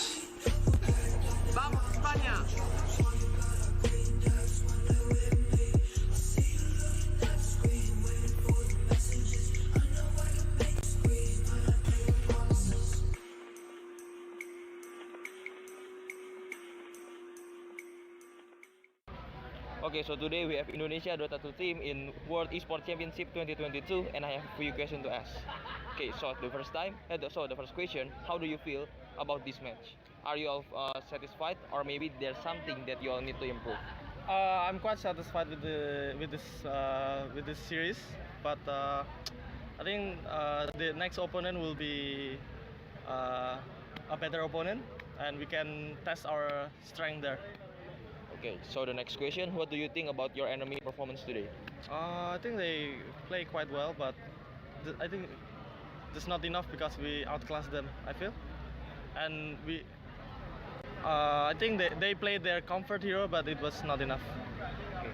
So is there any special preparation for the next match?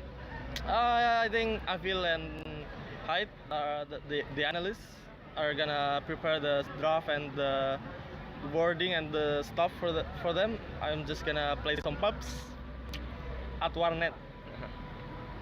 Okay, so you already won the game this time. Yeah. What things that you have but your enemy doesn't have? Yes. I think in general they just lacking the knowledge. That's all. Because from the laning phase we can quite see that they got like outclassed really hard. Okay, so any worries for the next match? No. How confident are you to win this competition? Just play. Okay, so for the last question, who is the toughest enemy in this competition and why? Ourselves, because the only one who can beat me is myself. Okay, so that's all for my question. Thank you very much for your time. Sure.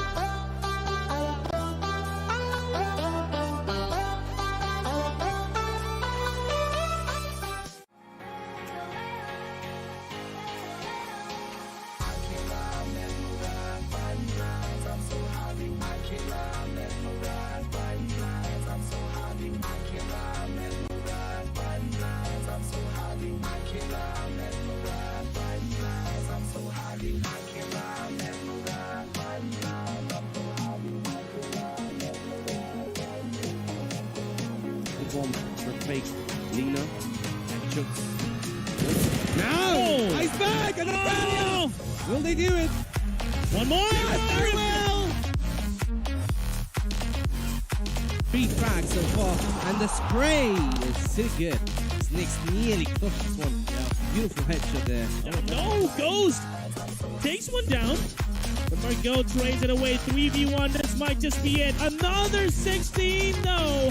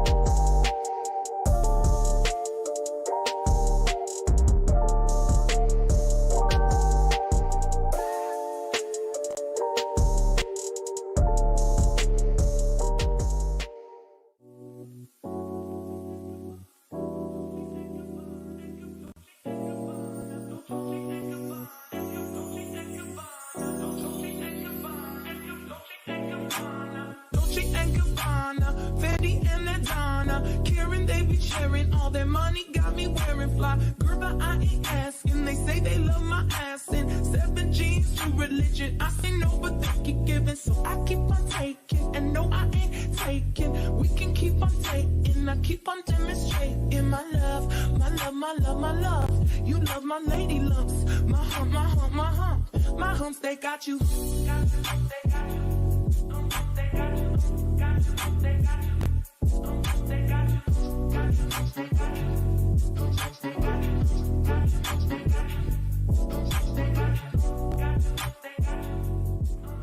Dolce and Gabbana, Fendi and Adana. Karen, they be sharing all their money, got me wearing fly. Girl, but I ain't asking. They say they love my ass and 7 G's to religion. I say no, but they keep giving, so I keep on taking. And no, I ain't taking. We can keep on taking. I keep on demonstrating my love, my love, my love, my love. You love my lady lumps.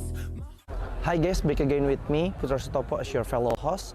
So right now, I'm at the Earth Stage area, where this area will be used as the stage for opening ceremony of IESF 14 World Esports Championship Bali 2022. As you can see behind me, they are all practicing for the opening ceremony at 7 o'clock GMT+7. To be honest, I cannot wait to see the opening ceremony because there will be an amazing performance from Alfiref and other performers. So, for those of you who want to watch it, you can watch it through the IESF official channel on Twitch TV. To be honest, you need to watch it, okay? So right now, I want to continue to see their practicing for the opening ceremony. Bye guys.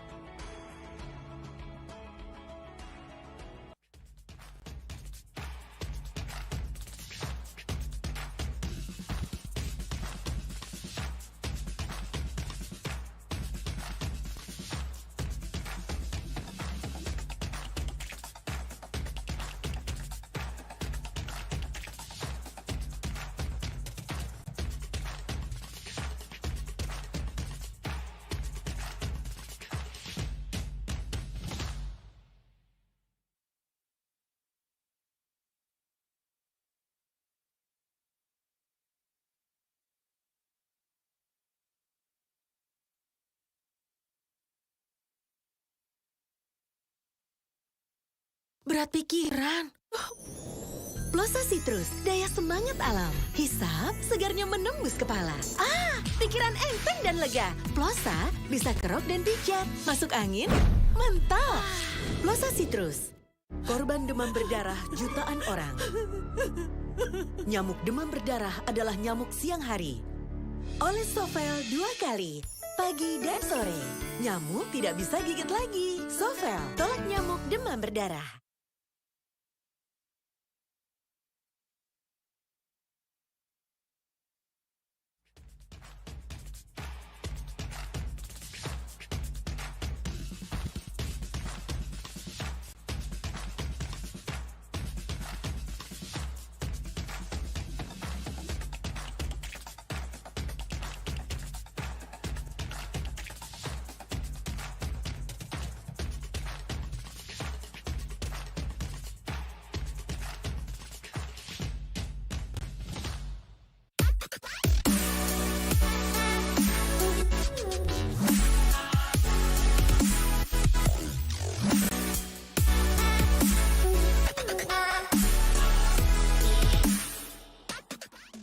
Get Galaxy A33 5G. Why?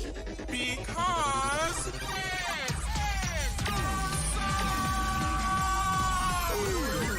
Galaxy A33 5G with awesome processor. Buy now. Get Galaxy A53 5G. Why? Because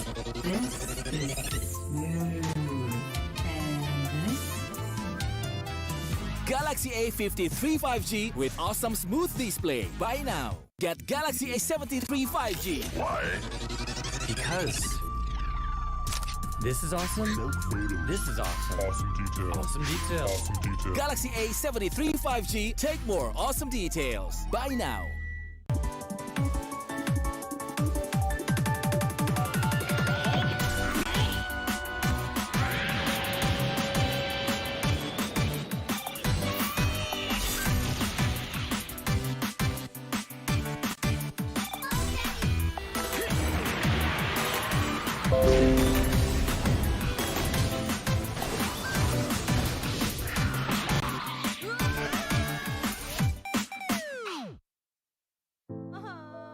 Warga plus 62 emang banyak maunya. Dari drakoran sampai banjir air mata. Nonton action yang mantul. Sampai nonton tendangan cantik. Maksudnya ini. Mau nonton apapun, semua ada di video. Mulai dari yang bikin berbunga-bunga, keringet dingin, ketawa, sampai bikin gak ngedip. Jadi nonton apa sekarang? Selamat datang di sebuah pengalaman perjalanan baru Indonesia bersama InJourney. Terbang bersama kami untuk melihat pariwisata Indonesia. Sirkuit internasional, bentang alam, ragam atraksi budaya, produk lokal asli Indonesia, warisan budaya, keamanan dan kenyamanan. InJourney membawa keramahan Indonesia ke dunia. Okay, so today we have Indonesia Dota 2 team in World Esports Championship 2022, and I have a few questions to ask. Okay, so the first question, how do you feel about this match? Are you all satisfied, or maybe there's something Tes. Baru ada suara gue, Cok. Ya istirahat dulu, Mas Mus. Perebutan grand final nih. The next opponent will be Jalan-jalan dulu. a better opponent, and we Debat can test our sambil refresh otak. Okay, so the next question, what do you think about your enemy performance today? I think they play quite well, but I think Mas Mus ini orang Jawa kah? Kok bisa bahasa Jawa? I feel, and I think they played their comfort hero, but it was not enough. Okay. So is there any special preparation for the next match? I think Avil and Hyde, the analysts, are gonna prepare the draft and the wording and the stuff for them. I'm just gonna play some pubs at Warnet. Okay, so you already won the game this time. Yeah. What things that you have but your enemy doesn't have? The Algeria. Yes. I think in general they just lacking the knowledge. That's all. Because from the This laning are phase, new you young can player see is that, Philippines, so Indonesia still has hope of winning. They got class really hard. Not really, bro. The Any worries for the Philippines next is good at No. entering the final. Are you to win Congratulations. Just play. Okay, so for the last question, who is the toughest enemy in this competition? Congrats to Filipina Because for the only one who can Filipina. beat me is myself. Okay, so that's all for my question. Thank you very much for your time. Sure. Okay, so today we have H and Textam as a coach and analyst from Indonesian Mobile Legends team in World Esports Championship 2022, and I have a few questions to ask. Okay, so the first question, how do you feel about this match? Are you all satisfied, or maybe there's something that you all need to improve from this match? Dengan pertandingan tadi kita udah lumayan puas lah ya, kita bisa menang terus, tapi kalau kita lihat wawancaranya buat itu ya upper bracket final, terus nanti di grand finalnya sih. Jadi ya kita masih tetap, walaupun puas, tetap fokus buat dapetin emas sih, kayak gitu. So what do you think about your enemy performance today? Musuhnya sebenarnya lumayan bagus, dari draftingnya juga kita lihat mereka udah cenderung ke hero-hero yang meta, yang mereka tahu powernya seperti apa, ngikutin patch banget. Dan ya lumayan ngagetin sih musuhnya. Mereka bisa adaptasi dengan meta-meta yang sedang berlangsung lah di Mobile Legends ini. Jadi menurut gua musuhnya lumayan kuat. So is there any special preparation for the next match? Untuk next match-nya lawan Kamboja kita prepare ini aja sih, apa, respect mereka lah. Jadi mereka strateginya apa kita pelajarin, kita siapin, jadi kita nggak kaget lah buat lawan mereka. Jadi kita tetap respect siapapun lawannya, kita akan ngasih yang terbaik lah. So you already won the game in this time, right? So what things that you have that on your team doesn't have? Sebenarnya kekurangan di tim kita itu adalah kita masih kurang disiplin, masih kurang rapi mainnya. Dimana sebenarnya kita bisa lebih rapi, bisa lebih clean, jadi gamenya juga lebih mudah. Nah itu yang perlu kita tingkatin selama turnamen ini berjalan langsung. Okay, so for the last question, is there anything to be worried from the next match against Cambodia? Maybe the player or their gameplay? Mungkin lawan Kambodia ini karena kita tahu tadi kita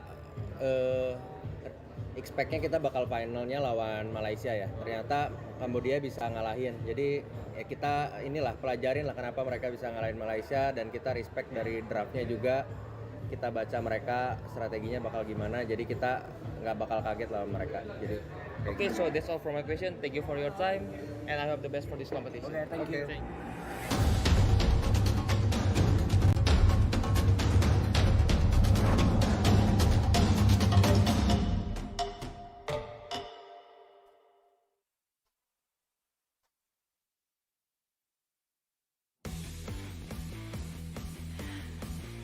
Yo, we're back again, ladies and gentlemen, to IESF 14 World Esports Championship Bali 2022. It's still with me, Bella J, and also best defender for the second game of the lower bracket final. It's still Indonesia versus Laos. Yeah, Indonesia took a very concrete victory over Team Laos in the first game. We'll see whether Laos have a good response to what they were going through in the first game. So honestly, I'm hoping to see a game 3 because the dynamics between both of the teams was absolutely amazing. However, I do believe that Laos have that extra kick. It was their first game of the day, so I mean they're still not warmed up properly. But I do believe they have it in them to bring a bigger fight to Indonesian. And I do agree with that. Actually, Laos haven't put out a lot of things in the first game, so I think in the second game later they're always learning from their previous matches. So I do feel like with this quite long term that we have over the break, I think like they are able to maybe recover or even prepare something for the next on. And yeah, I mean game 3 between Indonesia versus Laos is probably undeniable because I do feel like Laos have a lot of and so much potential. Yes, they are one of the strongest team for this ISF, so I think like it's worth to have the game 3. I really want to see it as well. Yeah, but I mean this is their wake up. I mean they were kicking out that they as we said earlier, they went through the entire group stage, so they know the matchups that they're facing. But Indonesia still has the blood pumping, the fingers are not trembling, so they're they're ready to roll already. But I do believe that both teams are extremely good. And as we said earlier, we have three more teams in the Dota finals, in the Dota competition. So three more days, three more teams, and well, let's see what is actually gonna happen because Philippines in the upper bracket already having 1 point upper hand coming from the upper bracket itself, and it's best of 5. It means whoever wins from this, either Indonesia or Laos, are facing the Philippines up. Yeah, and the Philippines, they have a lot of support.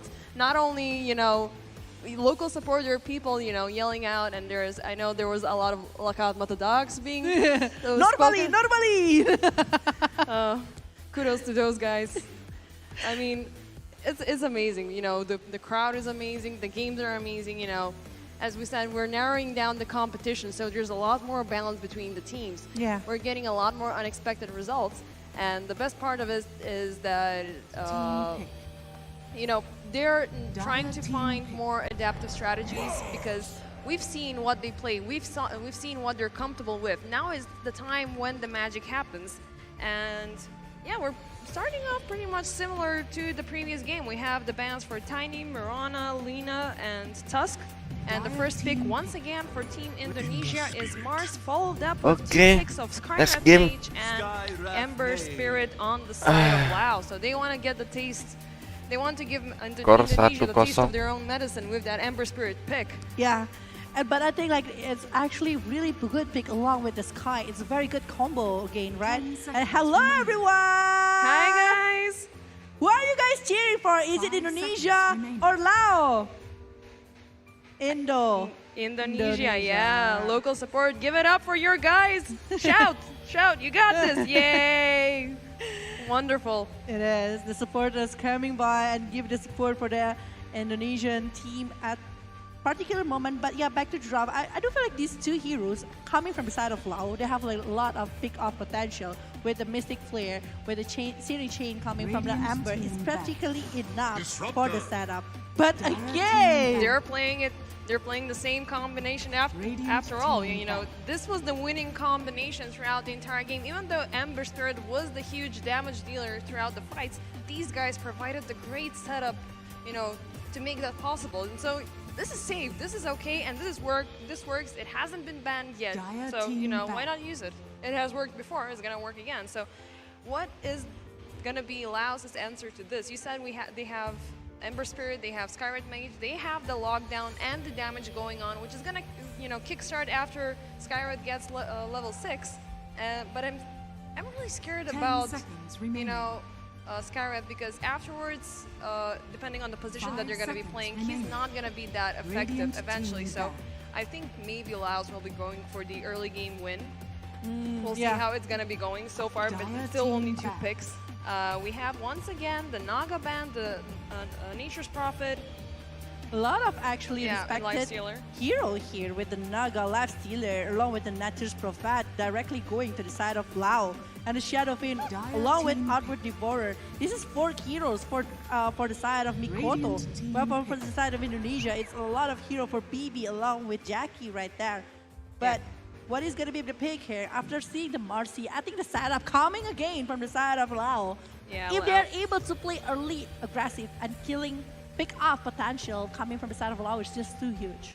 Yeah, they're gonna. I assume they're gonna be trying to get those early game kills as much as possible. They are adopting Indonesia's strategy from the previous game, but they're having their additions of their own to create these new synergies. Hi guys, you guys are having fun, enjoying some Dota? Who are you voting for? Who's your favorite team?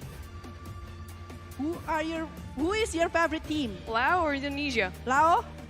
Yeah. Indonesia. Okay. Okay. So far, two people are for Indonesia. So as I was Laos saying, apa they're adopting Indonesia? the Indonesian Anggu-anggu strategy, ay, but they're Cuk. adding their additions of their own. So we'll see how they synergize, how they manage to complete this draft. I really do hope that, you know, they bring in the big guns this time. You know, show, you know, we've already warmed up. We know what you're playing. It's our time to shine. Yeah. Picking over the cheesy strats that can be brought here from the side of Lao, and maybe dragging this game for the third game, because definitely from the side of Team Lao, they still want to go and aim for the win here for the second game. Esports Indonesia. And a little Pepe over there. Yay. Spam. Yeah. Pogies. Bogers, yeah. Bogers. What's up, guys? You doing well? Enjoying Indonesia. Dota? Yeah. Yeah. Spam Pogis to Not a lot of hype though, support but Indonesia. they're just happy. They're just processing everything They're that's just going on. enjoying that moment. I mean, like Yeah. chill nearby the beach and everything, enjoying Yeah, our of stage. course. I mean, I was almost ready to fall asleep the other day just because, you know, the entire surrounding was getting to me. You know, the air, the sun, the saltwater air and stuff like that. It's, you know, it's so mesmerizing. And you're watching your favorite game on the other side, and you're just like, okay, this is heaven. I might be warm, but this is actually great for me. And we have Hoodwink and Broodmother on the side of Indonesia, which is Friend zone. Friend zone. Hey guys. Friend zone. Do it one more time, please. One more time.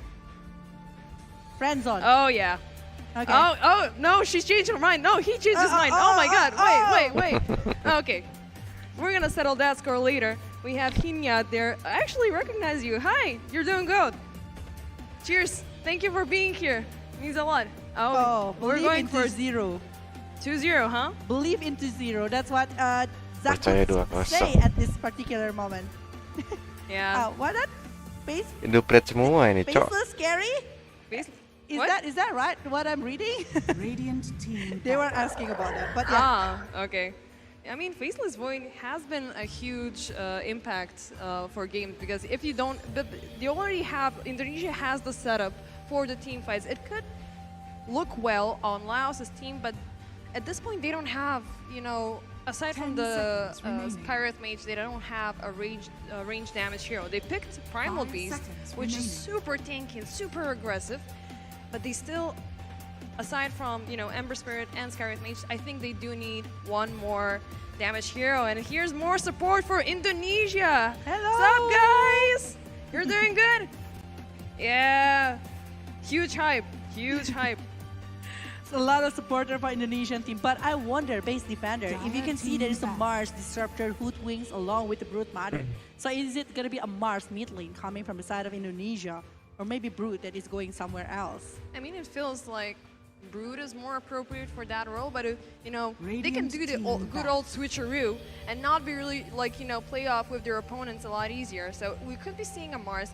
There is Brood Mother. The one thing that I'm scared of right now with Indonesia's last ban, they haven't banned Earth Spirit, Earth Shaker. So I think that that would be their counterpoint. Teamless carry NI boss. It means that because Dream Ochal doesn't have any team at this particular moment. Ah, okay. So he just streams, so it's a teamless carry. I mean, he's a free agent. You could have fun playing Dota without, you know, forcing to be in a team. So the final bans are Monkey King and Warfling, following with the last pick from Indonesia. 20 seconds remaining and 13 on the reserve. Once again, both teams are focusing a lot on how are they gonna complete their drafts. They're really taking their time. They are very cautious about what is the purpose of the hero that they are picking. So they don't want to put a very bad impact at the draft that they're having. So maybe a Faceless There's the Void. Faceless Void. The guys wanted to see it, and they got it. Faceless Void is the final hero, and Pudge is on the other side of Lao, which is a huge, very fast response. They knew what they were gonna be getting, so every single time there's a chrono, this guy will be ready to hookshot somebody out. It's like, no, you're not taking him that easily, my friend. So the Pudge will be actually having so much impact inside of the Chronosphere against a Chronosphere leader, especially with the hook leader coming to the side of Team Indonesia, or even maybe dismember it to the side of Faceless Void. So it might be a huge trouble if Indonesia unable to put a really great momentum. But Lao, I think we're gonna pick off potential with the Primal Beast, Marcy, Skywrath Mage along with the Ember Spirit. They have like tons of options that they can do and use with the resources over the skill on their side. So I'm gonna see what kind of things that Lao will try to do. Hopefully with this kind of draft, they are not gonna play passive just like the previous game. Yeah. Because the previous game, they are having a really aggressive kind of draft, but they are not able to play aggressive. Yeah, they were not utilizing their draft to their maximum, so they didn't start off their goals at the right time, which Indonesia took advantage of very early in the game. It kept on growing and kept on growing towards the Laos' disadvantage. So eventually, now they will need to rethink their strategy. They will need to be the aggressors in the situation if they want to continue towards Game 3. But honestly, there's a lot of dynamic heroes here, and I do believe it's going to be, in a way, a game of throws. So they're going to be, you know, you're going to have the hook shots, you're going to have the glimpses, you're going to have Marcy, you're going to have Primal Beast taking people down and pummeling them down to the ground. So we're going to see a lot of heroes flying around everywhere, and I think it's going to be pretty fun. It is. It is going to be super fun inside of this game. I really want to see how they're going to be able to execute the draft that they are having. But yeah, we will just witness. This is the second game between Lao versus Indonesia. Ladies and gentlemen, let's hear Lanjut some game kedua, cowok.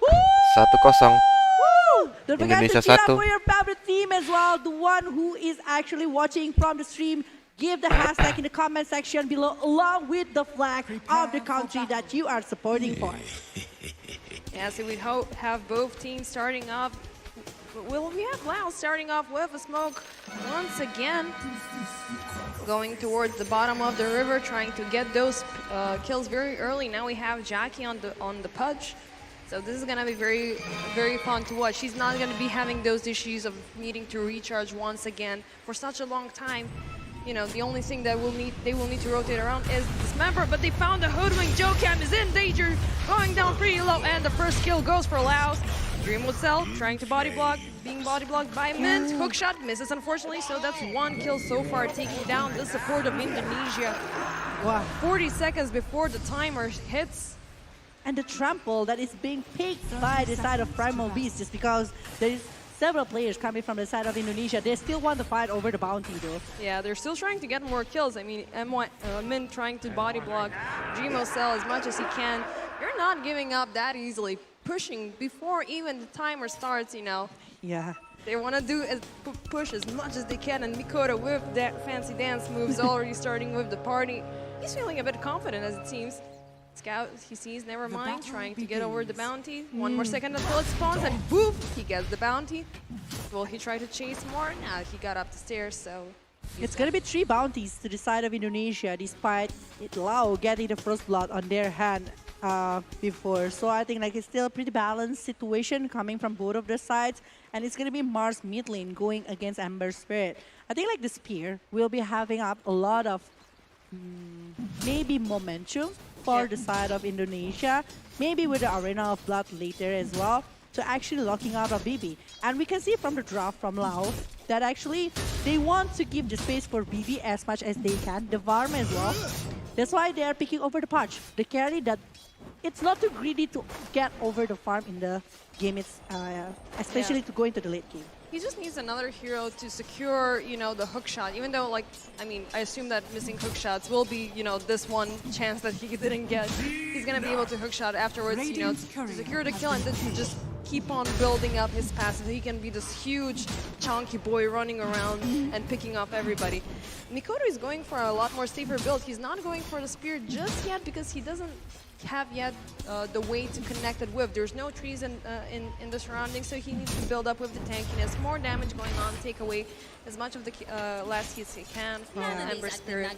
It's much more wise though. In terms of farming, I think like if he's taking the second and third skill, it's gonna be so much better as well. Because like for the spear, it's good for setup. But for farming, I think like going against the Ember Spirit with the shield along with the bulwark. Yeah. It's gonna be like so much better. Jackie, he's in danger. They managed to get him, but you know they're not going under the tower. Min is in danger. On the bottom side, we have Akito going down in a trade-off for Whitemon. So we have support for support. Yeah. Very balanced pick off though. It's still one to another, but the one who gets the kill is actually never mind. So on laner, the one who gets the kill.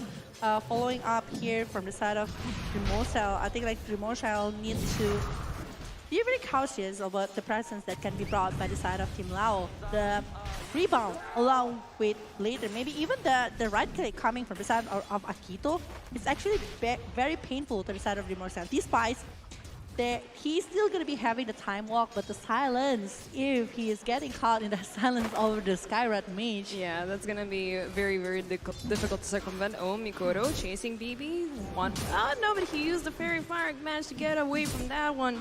But yeah, as you were saying, Void's life is going to be pretty difficult with the Skyrat mage, you know, constantly silencing him, you know, forcing him to slow down. So it's not going to be very easy, and they will need to focus on this Faceless Void to get farmed as much as possible, because he will be, you know, the key component of their team fights. And if he doesn't deal the damage within the Chronosphere that they need, you know, it's gonna be hard. It's gonna be really hard, and you know, Broodmother is not gonna be able to reach. They will be able to continue the setup with the arenas and with the coils from Disruptor, but you know, I think like later, the one who actually gonna be helping Fastest Void, it's gonna be coming from the side of Disruptor, along with the Hoodwink that is been brought to the game right now in the second game, and the Belanja di apa? Gratis ongkir. Iklan anjing. Baru program Daily Purifying dengan si mineral. Kulit bersih maksimal dengan Iklan, program Daily Purifying. Nonton. And the Hoodwink, so far, if I'm not mistaken, it's going to be used by Jocam. And Jocam using the Hoodwink is just like doing really, really great job.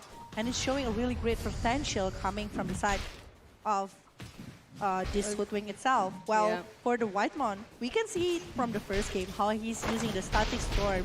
It's the same concept along with the Mars later with Arena of Blood.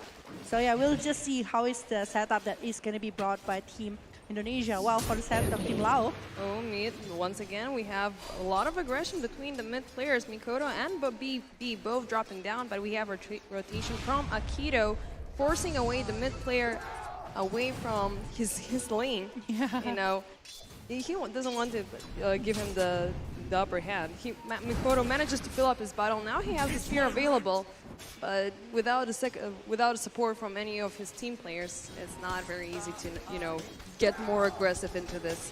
I really wanted to commentate on Hoodwink and, you know, that hero, how fun it is, and we're going towards him, Jackie being in danger, and we end stomping on the ground trying to find for the kill. Jackie going pretty low, and he goes down. oh my god. This is a huge kill actually, because it's the carry that is being picked off at the bottom lane. Marcy, never mind, taking from the glimpse. Yeah, there's the glimpse. I think it was redundant, but it was there. You know, you want to secure these early game kills very easily. You know, yeah, you just want to secure the kill as much as possible. When we know that actually it's supposed to be on the time of on the team LAOS potential, but again, if we are talking about Glimpse is just a very huge skill. Whenever you want to escape, you're just gonna be dragged down back. Yeah, it's like you're running away very, very far away, and it's like, okay, no, you come back. Here you go, free kill. Take it away, sir. Yeah. Yeah, I love it. It's very disgusting, but I love it. Here it goes again. Akito being glimpsed back. Never mind trying to save the situation, but he's getting pretty low. Dream will sell. He was silenced. I don't think he has to jump back. He's forced to use the stick to stay alive. So they're not giving them the pleasure of getting this kill at all. They know that right now they're going to enforce the glimpse as much as possible, but as long as Nevermind is alive, he can save the situation, you know, and prevent the kills. I think like right now from the side of Team Indonesia, they really want to secure Primal Beast as much as possible, because this Primal Beast is the one who can initiate to the backline and focusing even to the side of Team Indonesia, despite maybe... the first arena is being used up. They find the Ember Spirit connecting with the tree, but he manages to remnant the way. They managed to get him at the edge of the coil, though. BB's in danger, no mana whatsoever. He's going low, but we have the Primal Disease there, stomping White Moon down to the ground, forcing Hoodwink Jocam to run away. Jocam not in the really good position. He might be. He's got the Acorn Short, he has the Shackle Shot, he's near a tree, he can use it if he wants to. Yeah, there it is, but he's silenced right now. Run away, little squirrel, you got this. You got this. But I don't think that he will be safe for this. He is still looking for the neutral grip here and wants to go back, but the trample is being used by Mean, so yeah. Yeah, but that took a lot of time actually, you know. He was beating them around the trees for such a long time, you know. Keeping the players away from their lanes for so long during the early game is a huge disadvantage, and you have two on beating you the entire time, so, you know, it's an advantage. I'm calling it worse. That's right. It's an advantage actually for the side of this Brute Mother, because this Brute Mother is still able to hold up a lot, and even on the top of the list on the last hit here, it's 36, 37 even, trying to catch up with the Amber Spirit and even the Punch, but in the bottom lane... Yeah, Nevermind being glimpsed back once again into the coils. He's full of mana. They're not gonna fully devote on this kill because, you know, it's Marcy. She jumps away very easily. Yeah, with the rebound and everything that he got, yeah, it's gonna be very hard. Yeah. But even for BB, I mean, like, BB is still doing very good job in terms of farming. Wow, Mars is not as big as that one. Oh, they're not giving up. They're going for Nevermind once again with the coils. They know Marcy's completely alone. Glimpse back is here, stunning with the bash. Perfectly timed, but they bring him back. Dreamo Cell, oh no, he's at the bad spot at the worst of times. Rotation from BB, shackles, and he's done for. The aggression of Indonesia has been punished by Team LAOS. I think like they're forcing it a little bit too much to the side of this Nevermind, but in the top lane, we have Jackie with the arena being hauled up, and now there's a free tower. Mikoto with the double damage. They're gonna keep on forcing, so it's one trade up for another. Yeah, I feel like it's pretty balanced in terms that they're taking carry over carry, but the movement from the side of Team Lao is because that there is no one to actually backing him up after going in the mid lane. Oh yeah, we have Whispers, Dreamo Cell dropping up low, but he's under the tower, so he's feeling pretty safe. He has the Chronosphere available, so if they try to push him more, they're gonna get the ones who are gonna be punished. Yeah, I think like from the Dreamo Cell side, I think like they really need items for him because the damage, I think from the side of Team Indonesia, it's not enough yet to actually pick up somebody. Maybe if it's one person, it's going good. But if it's like a big chronosphere, and they are aiming for the Amber or even Primal Beast, it's gonna be pretty hard. Oh, in the top lane, in the forest, they managed to find BB, but BB actually goes towards Jocam. Running low on mana, he decides to go back towards the Remnant. What you were saying, like, they don't have the damage within their players, but they do have all the spiders from Wami ever since he got to level 6, and now you have the power in numbers. You know, those little spiders walking around everywhere, which, I mean, aside from BB, they don't have any different way to take them down and from Prodigy's Rod, so... They're still lacking the damage to keep those little bugs under control. Oh, somebody is where he's not supposed to be. MYN going towards Whitemon, but he's stuck into the coil. Dreamo Cell, is he gonna go for the kill? Nevermind is here to support, and we have Mikoto here with the arena. Whitemon goes down, Nevermore putting a lot of pressure towards Mikoto. Maybe flying around trying to get the kill. He gets Chrono down there, but Mikoto is actually gonna die within this fight. Dreamo Cell used the Chrono to save his life.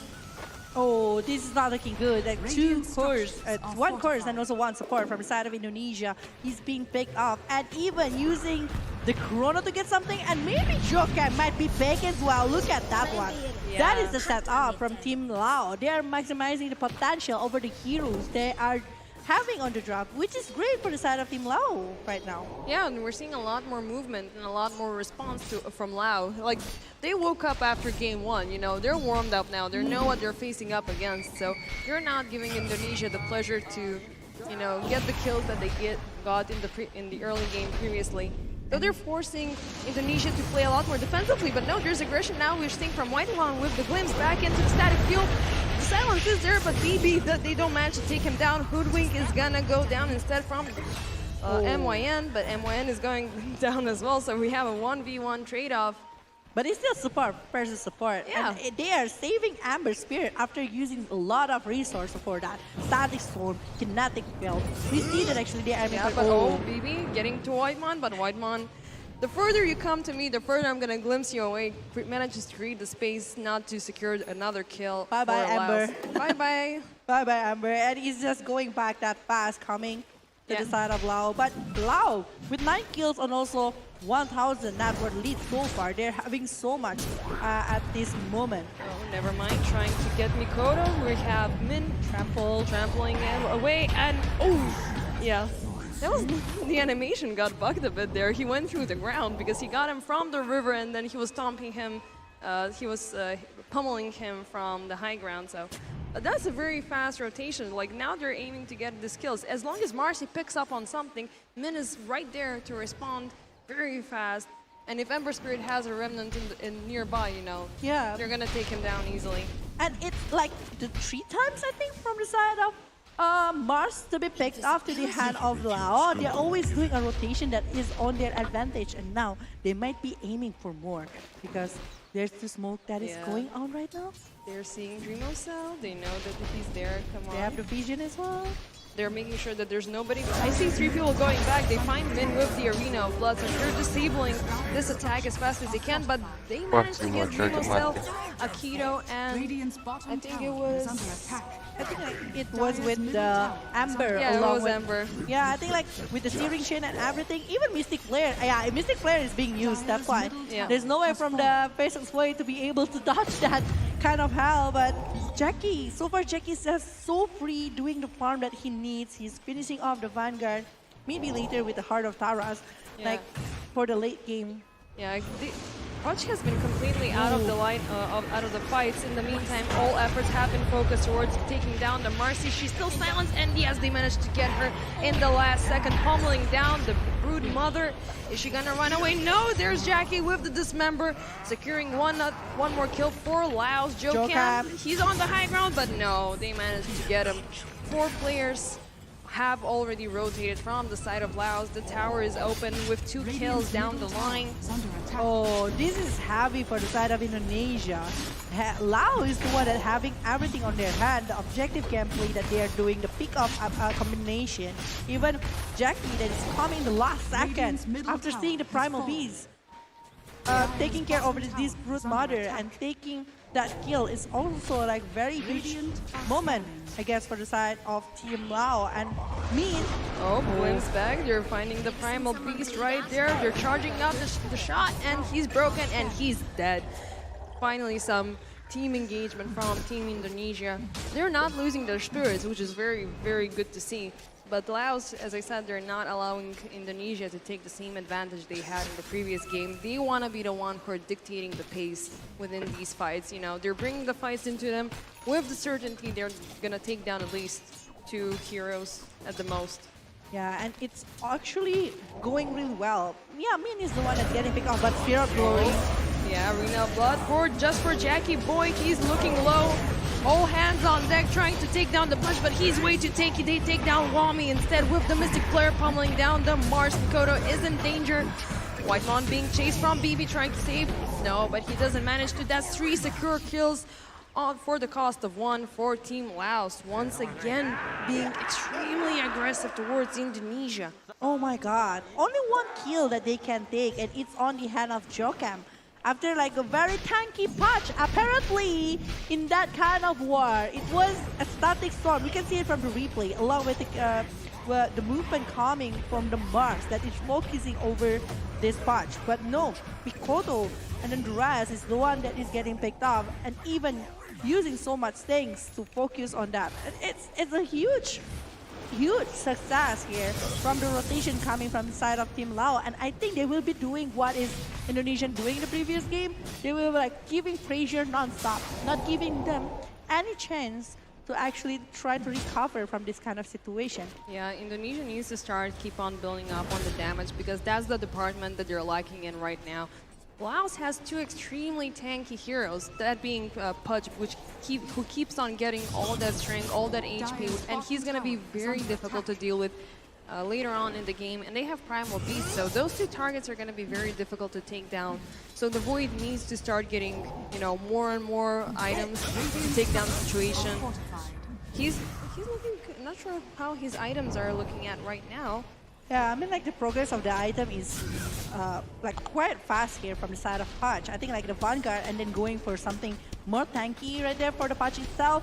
And even going maybe for the BKB, because it's still going to be a very good one going against the Spear of Mars, maybe coming from the Hoodwing and even face-to-face as Void here. Yeah, well, with only the point booster missing, we're looking at Jackie getting his Scepter, so that's going to be a lot more difficult situation to deal with. Once Pudge gets his Scepter, oh, nah, it's not looking pretty good. So we need a response from the boys from Indonesia right now. How are they going to respond to this guy? They're just dancing their way through this game at this point. I think like from Indonesia, 1 moment is what they need. If they're able to secure maybe 1 kill here towards Amber in the middle of like the static storm or even a kinetic field to actually lock him up, it's going to be good. Because you know that actually from Lao, they're trying to bring up a lot of gold to the side of BB, because they want BB to have the item that he needs, because he already finishing off over the milestone, going for the AO Scepter to actually avoid the setup that can be brought by the Disruptor. Yeah, he got the 2 basic items he needs to provide him with more and more farm. Like, as you said, he has the Maelstrom, he has the Orb of Corrosion going on, so he is now going to be able to focus a lot more on obtaining the currency, the economy he requires to get more items.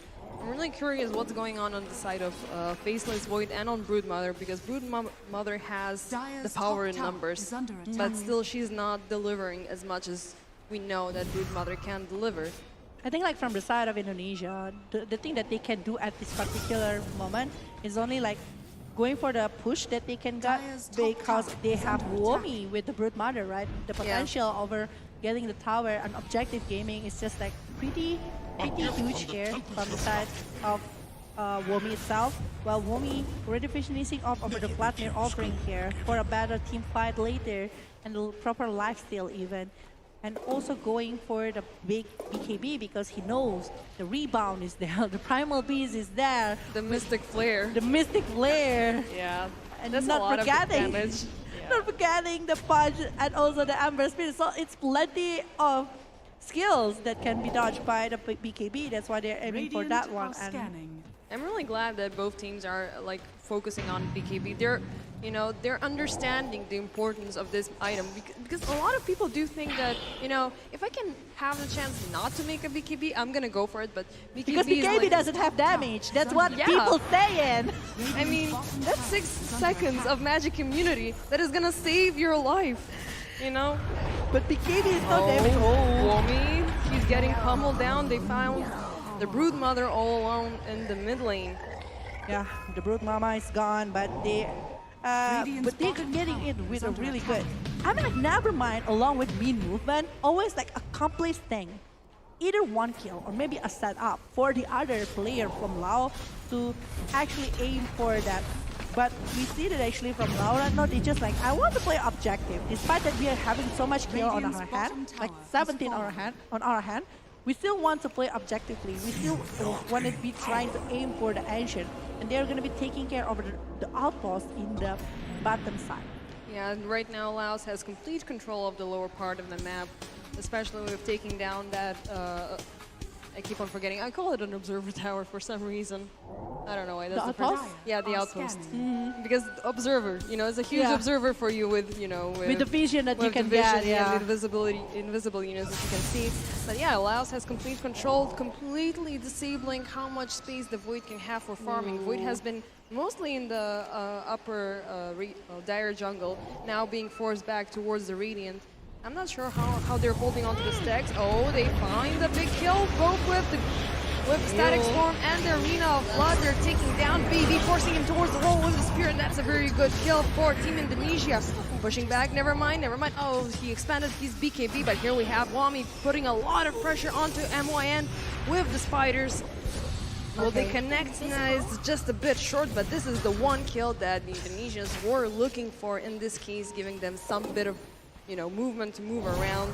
And it's actually a very expensive kill because it's Ember Spirit, the one actually giving so much damage from the side of Lao, and they got it right inside of the arena, inside of the Static Storm, along with the Kinetic kill. They're going all in for that because they know they really need this kill. They are desperate for it. Even they're using the BKB to actually prevent the setup that can be brought by Nevermind along with Akito. Like 3 heroes to try to defend that one, but we still have a fight going on. They're defending the top tower, Akito. Wami with a lot of pressure onto Akito. Oh, but the Primal Beast manages to block the shot, securing the life of his teammate. The sharpshooter is not connected. Oh, but in the bottom lane! BB finding Dreamo Cell, but he's able to jump away. Remnant's trying to follow him. He tries to juke around the trees, but no, there's a lot more damage going on. Mikoto with the arena trying to catch Nevermind. The kinetic kill is also there. Yeah, they managed to secure the kill eventually. It was slow. It was actually quite slow for Marcy. The damage is still not there. The damage is still not there. I think like he still needs over the School Basher. I don't think like the Marcy already finishing in that one off. I think like ooh, they managed to get the hook shot, Jackie. Mikoto instantly activating the BKB. They stop the pummeling down with the static field. Yeah, Joe Cam manages to stay alive, but they take down White Mom. Mikoto under the tower doesn't manage to survive at all. Womi, this is the last chance that he has some sort of damage, but look at the damage from the Ember Spirit taking down all of the spiders. That's a lot of gold for him. Spider itself with the Maelstrom, actually it's enough to take all of the spider links right there, and they are going to be going for the Roshan because it's 2 members down from the side of Team Indonesia. It's a Mars along with the Disruptor. I think like it's a lot of war happen, like it's on a different lane as well. And it's bringing so much thing, even for Jackie. Jackie right now, I think like he is the one that's taking over this. I guess it's gonna be harder for the side of Team Indonesia because he's very tanky at this moment. Yeah, he's insanely tanky right now. They give the Aegis to Jackie to survive a lot more throughout the team fights. We have the fans yelling in the background, giving support for their boys. Definitely, they want to give their best and give the support for the teams that is playing right now, but the win probability actually is in the favor of Team Lao with the 61% because just now they are able to secure an Aegis of Immortal that can be good for their next war. But for the side of Indonesia, they are pretty much struggling to get out from the condition over a big war. Yeah. But we haven't seen any combo from the Chronosphere. Yeah, the Chronosphere is still on standby. We have the the Faceless Void still trying to farm as much as he can. They're not involving him in the team fights just yet. They're keeping him as the key element of your team fights, and then aggressively trying to find a kill. Everybody's focused down on Wami. Broodmother doesn't stand a chance. Even the backdoor protection cannot protect her at all. Yeah. Yeah. Well, for the Mikoto, he's still trying to actually slowing down the movement coming from the creep here, even brought some to the side of Team Lao, but oh yeah, they find the Faceless Void completely silenced. He's not gonna be able to find the Chronosphere, being still under the effect. Joe Cam trying to run away as much as he can, but Jackie's here with the rod, securing 2 kills, and I think there was one more kill. Yeah, that was the previous kill from Wami. Instant rotation up on top, trying to pick on White Moon, but Mikoto is here trying to hold Min down with the pummel. The tower keeps on hitting. I think this is gonna be a kill, yes, for Team Indonesia. Now we have a matchup, BB versus Mikoto, but BB's not really dedicated towards this. Mikoto is just once again dancing away the stress. Because it's actually pretty hard if they are aiming for BB. BB is just like very free with the Remnant, with the Sleight of Feast, and actually with the Searing Shade. It's going to be able to dodge everything coming from the side of Team Indonesia, but 3 pick-offs that happened just now in one exchange of the Primal Beast is just very expensive movement, especially the Faceless Void. I think like Faceless Void right now need to aim for the Manta, because if he's able to avoid the silence, it's going to be so much better. He was like having a hard time. I was mentioning it before, the Skyward Mage, actually one of the good heroes to go against this Faceless Void. Yeah, I didn't think he was gonna scale that much throughout the entire situation, which is amazing. Like, he has been, the core, well, not the core, the damage dealer for securing kills. Like, Jackie pops out, hooks somebody up, and she's like, you need some damage, here's some damage for you. Securing one kill by another, making both heroes a lot, super farm. The more, yeah, they get the XP, the gold, farming over the item that they need going to the late game. So Akito is actually giving so much chances, but Amber finishing off the Aghanim right there. Yeah, but they tried to find Mikoto, but he runs away very fast. Now I think they're feeling a bit greedy, the players from Laos. They know they have the upper hand in the situation with 10k gold lead. They want to aim for something. Yeah, they will try to abuse this as much as possible at this point, because, taking into consideration the previous game, they didn't have the easiest of times, and I think they want to respond with the same intensity. Gives them kind of revenge from that kind of situation. While from the side of Team Lao, I mean, like it's understandable with all of the heroes that they're having. They want to play quite aggressive, but if they didn't really count over the damage that they can take, or maybe they can give to the side of Indonesia, and Indonesia able maybe to hold the pressure in the particular momentum, maybe with the Chronosphere or even Arena of Blood, it's going to be pretty heavy to the side of Team Lao. So they really need to count it out. And maybe the silence need to be focused over the Faceless Void or even to the side of Mikoto. Yeah, the arena goes off. Mikoto manages to find Min. A lot of damage going through, and there's one kill secured for the Indonesian boys. BB chasing down White Moon. The kinetic field goes up, trying to get some distance between him and the Ember Spirits, but the Remnant goes off, the TP goes off. Will he make it? No, he gets him in the last minute. Second whiff, the Yule Scepter. Disruptor goes down, but Mikoto takes down Akito. Instead, we have a trade-off, support for support. Mid lane, Joe Cam looking pretty not safe in this situation. Wami trying to help out as much as he can. Jackie got it and still aims for more even. Yeah, Wami. he's craving, he's tanky, he wants more. He goes for the Dismember. He's taking down Wami. Bottom lane, the duel between Mikado and BB is in the favor of Mikado. But you still want to try to go against BB. One more time, it's a very good war in the hands of Lao, and I think that Jackie doing really good performance to focus on Wami and Dismember, get a lot of things on his hand. From the side of Indonesia, I might say that it's undisciplined movement. Well, we know that actually they are going all in for the Primal Beast with the Arena of Blood. Kinetic Field, Static Storm, they're going all in. That's why the Amber like, okay, you got nothing else to go against me, so I'm gonna be diving in. I'm gonna try to get as much as he can. Yeah, I mean, you got nothing against me. You cannot hold me back. You don't have the silence going on. You don't have the arena. So, this is, free entry for me. I can do whatever I want in this situation. Radiant And also, they're not focusing their Radiant's resources on the right middle heroes. They're tower is focusing under it all on Primal Beast, when Jackie is a lot more difficult to deal with. Yeah. You know, if they get those two all together in a combo, especially with the Chronosphere on top, they will be having a lot more results. Speaking of which, we haven't still seen Faceless Void properly getting into a fight. He has been picked off multiple times, but he hasn't really, you know, delivered 100%.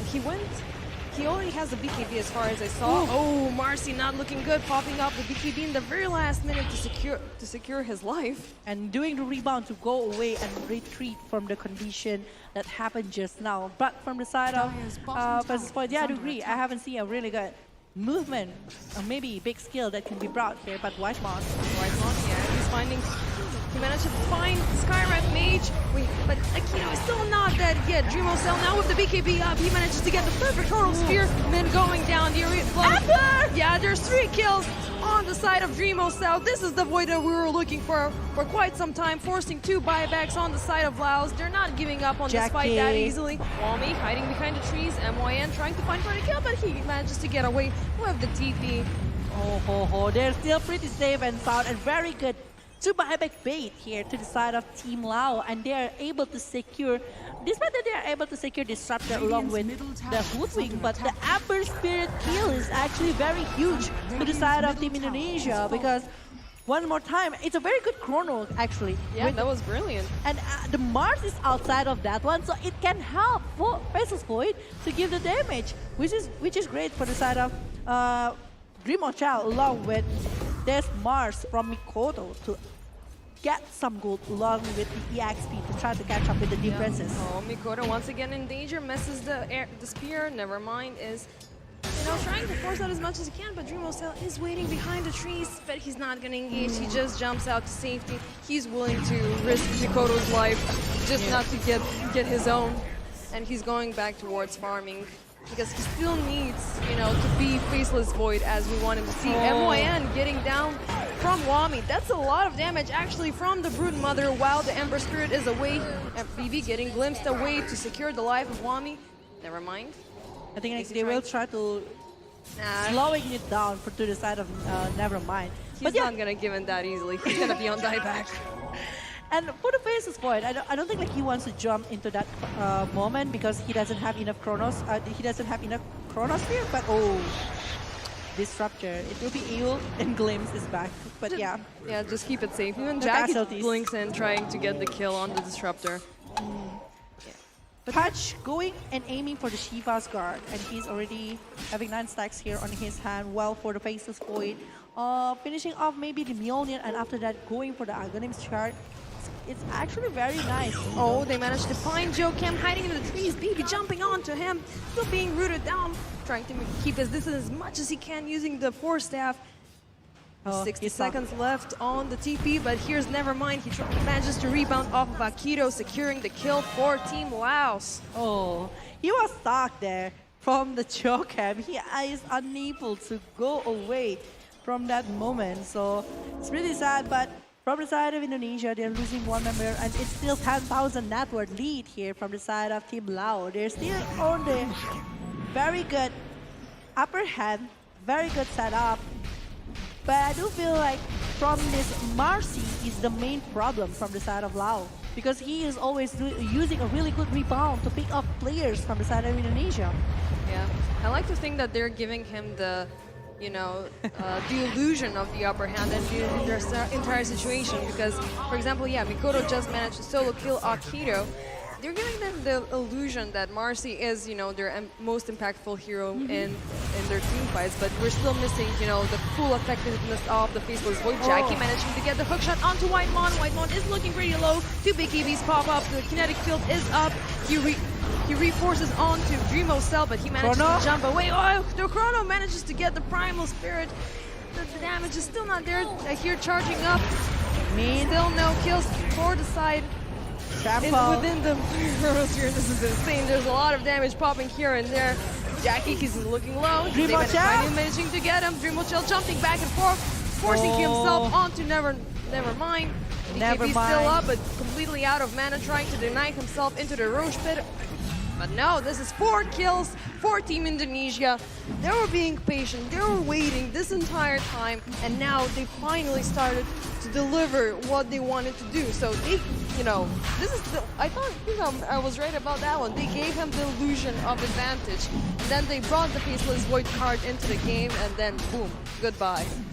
Goodbye, and suddenly the network changed, and they will be taking maybe over to Roshan with the contest coming from the side of Amber Spirit right there, and it's going to be a gutting shot as well. That it is going to be used maybe by the Faceless Void. He was aiming for that one before, but... And now he got it for free. I think he used it actually. Yeah, I think he used that because I do see that he's having that on his list. But yeah, I mean, like, sadly, before the Chronosphere actually not hitting over the Amber, Amber was like very close to the Chrono, but it's still very good 4 kills coming from Indonesia right now from the high ground. Potential here from the side of Lao. They're still going to be having so much potential to pick off with the Marcy and everything. Oh, Mikoto finding Min, but the BKB is activated just on time, pummeling him down with the Mystic Flare. He goes down. White Moon is right now in danger of being chased from BB. Jokam trying to run away, joking around the trees. 2 TPs up. Jokam, is he going to make it alive? Yes, he does in the very last second. White Moon goes down alongside with the Mars. Ooh. This is what they get for trying to get some vision out to the lower triangle of the Dire Forest. That's why I mentioned from the high ground potential, Lao is just like very strong. I mean, with the Searing Chain, with the rebound, with the Mystic Flare, just forget everything, just Mystic Flare. I like the Mystic Flare. It's just like a huge potential kill to the side of Team Indonesia. And the silence is also going to be very annoying. But yeah, the punch here with the Shivas and going for the refresher. Imagine 2 teams member, that can happen. Yeah, I mean, they have a lot of, single target damage going on, which is brilliant for pickoffs. And they are able to utilize it as much as they can. I was actually pretty scared of, the impact of Skywrath Mage back into the draft. How is he going to deliver as the game keeps on progressing? Because he can be very easily taken down during the start. Yeah, very squishy hero. Yeah, very squishy, but they managed to, synchronize with Jackie so well that they delivered, Jackie already has 10 stacks on Flesh Keep, so he's, he keeps on getting tankier, and, Akito is always behind his back, trying to make sure if he picks off on something with the meat hook, yeah, it's going to be a very good combo with the Dismember. Yeah, it's really nice. It is. But the Chronosphere is ready, and I don't think like from the side of Team Lao want to force it, because from the side of Indonesia, despite they are losing some of the heroes already, they're still having the Aegis of Immortal. So if they're still forcing over the war, they're seeing where Min is, glimpsing him back. Dreamo Cell, he's in danger, but he doesn't really care. He can jump back, and he also has an Aegis trying to expend Laos' resources as much as they can. Mikoto with the Arena of Blood taking down, never mind. Marcy's out of the picture with 70 seconds on cooldown. So now they can chase Akito. He's in danger.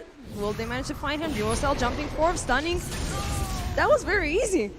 Not even needing over the Chronosphere. The bash is dead coming from the side of Faceless Void to actually aim for the Skyward Mage. It's very fast movement, and the Lincoln Sphere actually is very wise condition coming from the Faceless Void, because he is able to actually maybe dodge some of the movement from the Lao, and he's aiming for the Eye of Skadi. So he wants to drag it for the sustainability that he can get.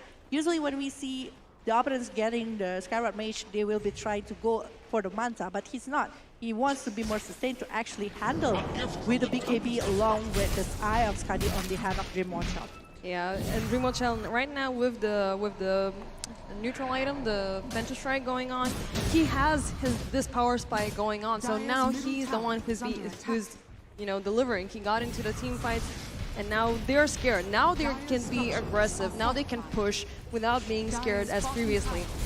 Whole team focusing on taking down the tier 2 tower, MYN. I think they might see some trees falling down. Yeah, this is an indicator to back off. Yeah, they don't want to go with the Primal Beast, because despite you having BKB, Primal Beast is still a beast. Yeah, he's a beast. He's going to take you down, pummeling you down to the ground. By the time your BKB expires, you're going to have a Mystic Flare over your head. You're going to be silenced. You're not going to have a Chronosphere, but the Aegis is still active, so, I mean, they can use this as much as they can. Yeah. Well, for the side of Whitemon, I think, like, for now, like, BB really want to focus over Whitemon. no matter what Whiteman's doing, I really want to catch over him. I want to have the steering chain on him, Fire Remnant to the side of Whiteman, because he knows that actually he's being stuck before with the kinetic field along with the statics from the Whiteman itself. So LAOS now with the smoke going up, they have gathered up all their cooldowns. They're ready to, you know, bring back the aggression they had earlier before in the game, forcing Indonesia back home. But they're still not finding anything. But Indonesia knows that they picked up something over there in the mid lane. So now they have a response of their own with 2 heroes into the smoke. No. Yeah, they're being surrounded. LAOS are positioning themselves. Jackie throwing himself onto the disruptor. Whitemon was completely wiped down. Oh, the chronosphere was... Yeah, he manages to get 2 players, but he's being taken down very easily. BB is now delivering a huge amount of damage, taking away Dreamo's cell. Oh my god, they might be going for this. Yeah, they get him triple kill for BB with a dominating kill streak. Oh my Only god. Wami stays alive. Now they can keep on forcing. We have 4 buybacks available on Indonesia's side. I don't know if they're going to be planning on using them. I don't think. I think they might be, but I guess Reclaim in the worst situation right there. It's on the chronosphere moment, and it was 2 members from the side of Team Lao actually inside of that one. It was a huge moment, but there is no other follow-up because the rest of the players coming from the side of Team Indonesia already being picked up. And Team Lao right now might be able to secure 1 set of racks. It's still 20 seconds though for this Hoodwink to respawn. Well, it's still 40, around 40 for the fastest point along with the Mars. So yeah, Disruptor trying to get some create some space around the tower. The mid barracks are going down. Second tier of barracks is not looking very well. 2 more heroes on 30 seconds until they come back. 3 heroes available for the fight, but I'm not sure if they're taking their chances. They're gonna allow LAOS to, you know, get these things without expending their buybacks. Not just yet. They still want to hold it, and they still. I think like they're still gonna be able to hold 2 lanes that be with the Wumi on their hand. I think like they don't want to waste it just yet. They still want to go for something else. And this and even if they do the buyback, they don't have enough resource to actually stop it. So it's a huge loss if they're doing it. So yeah. I think like that's the thing that they are doing at this moment. Well, it's 14,000 net worth apparently to the side of Team Lao with all of the drop that they are having. I think like how happy they are with this condition. Definitely they're on the winning side at this moment. Yeah, they're more satisfied right now. Look at the smiles on their faces, you know. They're happy that they are, you know, giving Indonesia a taste of their own medicines from their previous game, you know. It was pretty much one-sided, and now they're like, okay, you know. It's one-sided on the Lao side. Yeah, this time, yeah, they're taking back things by force.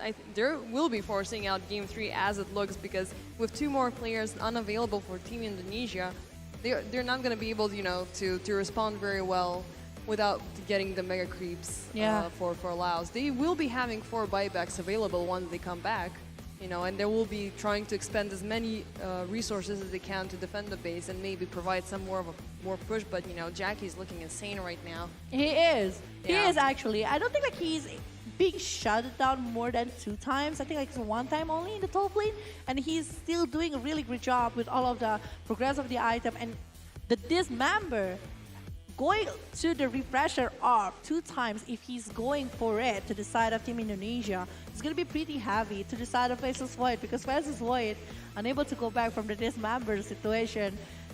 Yeah, it's gonna be hefty. Yeah, this is not looking like a Faceless Void game, because Faceless Void, you will need a lot of time to get him farmed up so he can, you know, become impactful. He had the impact, but Indonesia made a couple of mistakes there.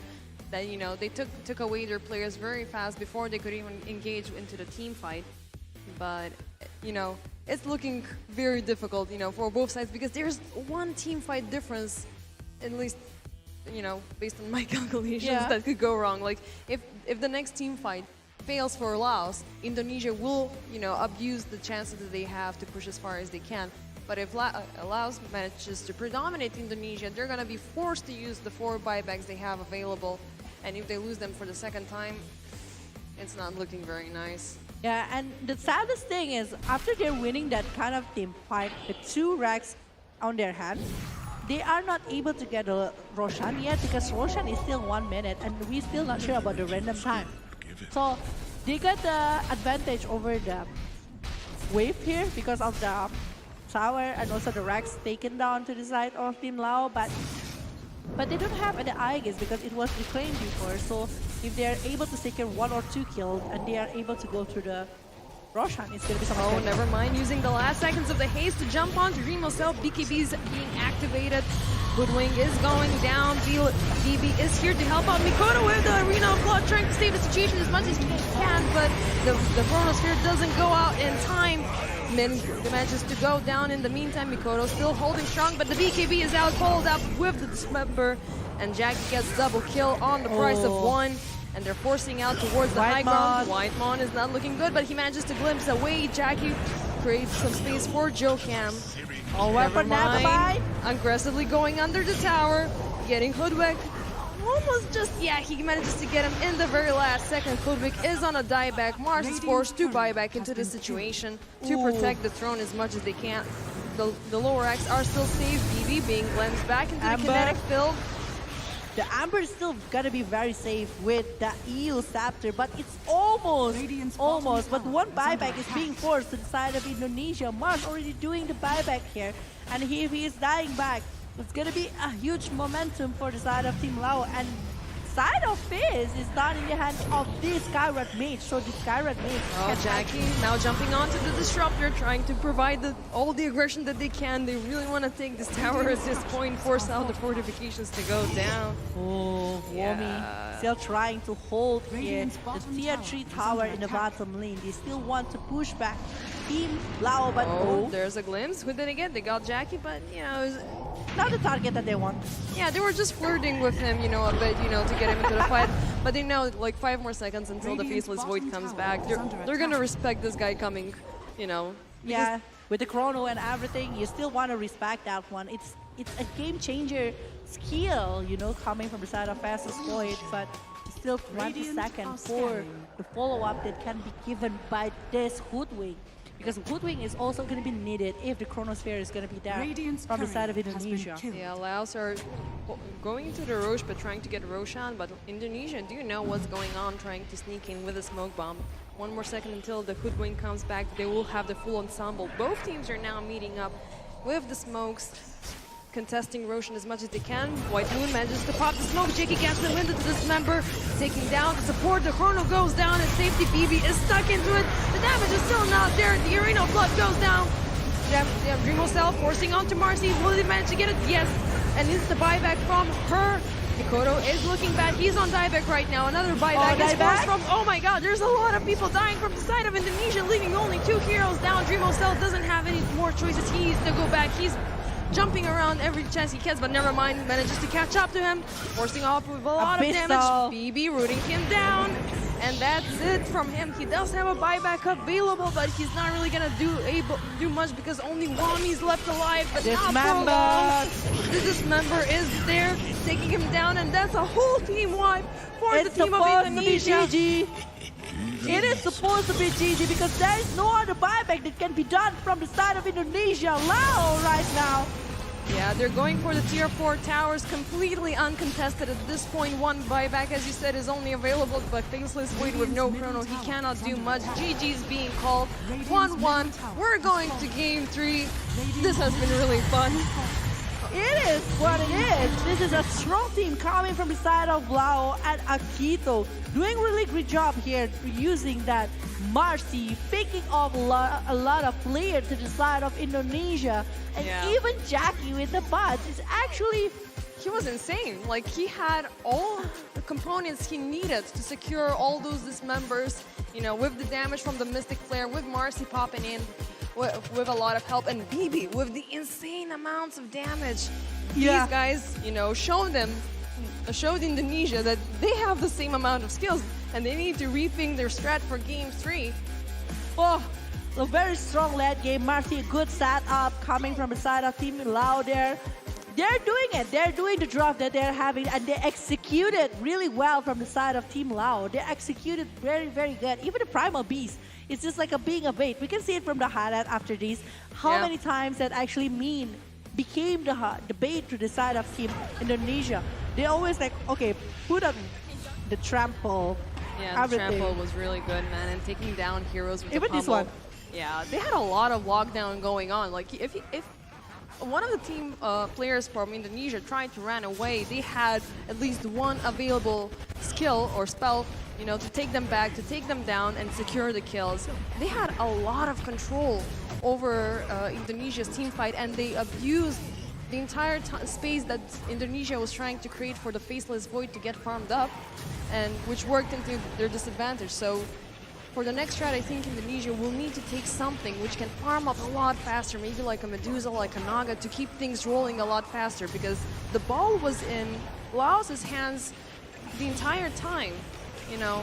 Even coming to the Disruptor, I think like Disruptor is the main focus coming from this BB, because he knows that actually he's gonna be in a huge problem is BB. If this Disruptor from Whitemon able to secure him inside of Static Sovereign Connected fail. That's why, whenever the Disruptor is gone, this BB is just jumping in, using all of the resources that they had. Despite that this is a very good chrono coming from the side of Indonesia, after that they didn't really get it. They are unable to do it. Especially the worst momentum is when the Aegis of Immortal was being reclaimed in the next war, when he is using a really good chrono actually towards Jackie, and I think it was BB in the middle of that. Yeah. But I think they got only him at that point. You know, they were focusing all their efforts on BB, but Jackie was, you know, free to do whatever he wants, and even he could have, you know, he could have saved BB from the Chrono and stuff like that, you know. But he had complete control over the situation. Now look at this one. It's very low. Fastest Void already, and we thought the Aegis of Immortal. Yeah. Yeah. That's the moment actually LAOS turning back the table again and winning over all of the resources that they got. They're pushing it back to the side of Indonesia. They're picking off the player, especially Rimo Chow. Yeah, they kept him under control the entire time. I mean, they knew that he was gonna take a lot of time to do anything in particular, but, and you know, I think they were counting, you know, well, should we hit him? Yeah, no, wait for him to be alive. A couple of more seconds. He expired. Okay, kill him now. And they are focusing to get that one. Even towards this Jokab, Womi, they are unable to do anything. They are forced to do the war. Womi, I think like Womi, even he is trying to do the split push, it's still not going to be very okay, because it's going to be like Ember Spirit chasing him down after that one. But we will see the MVP from this one. It's going to be Jackie maybe? Because it's going to be PB here.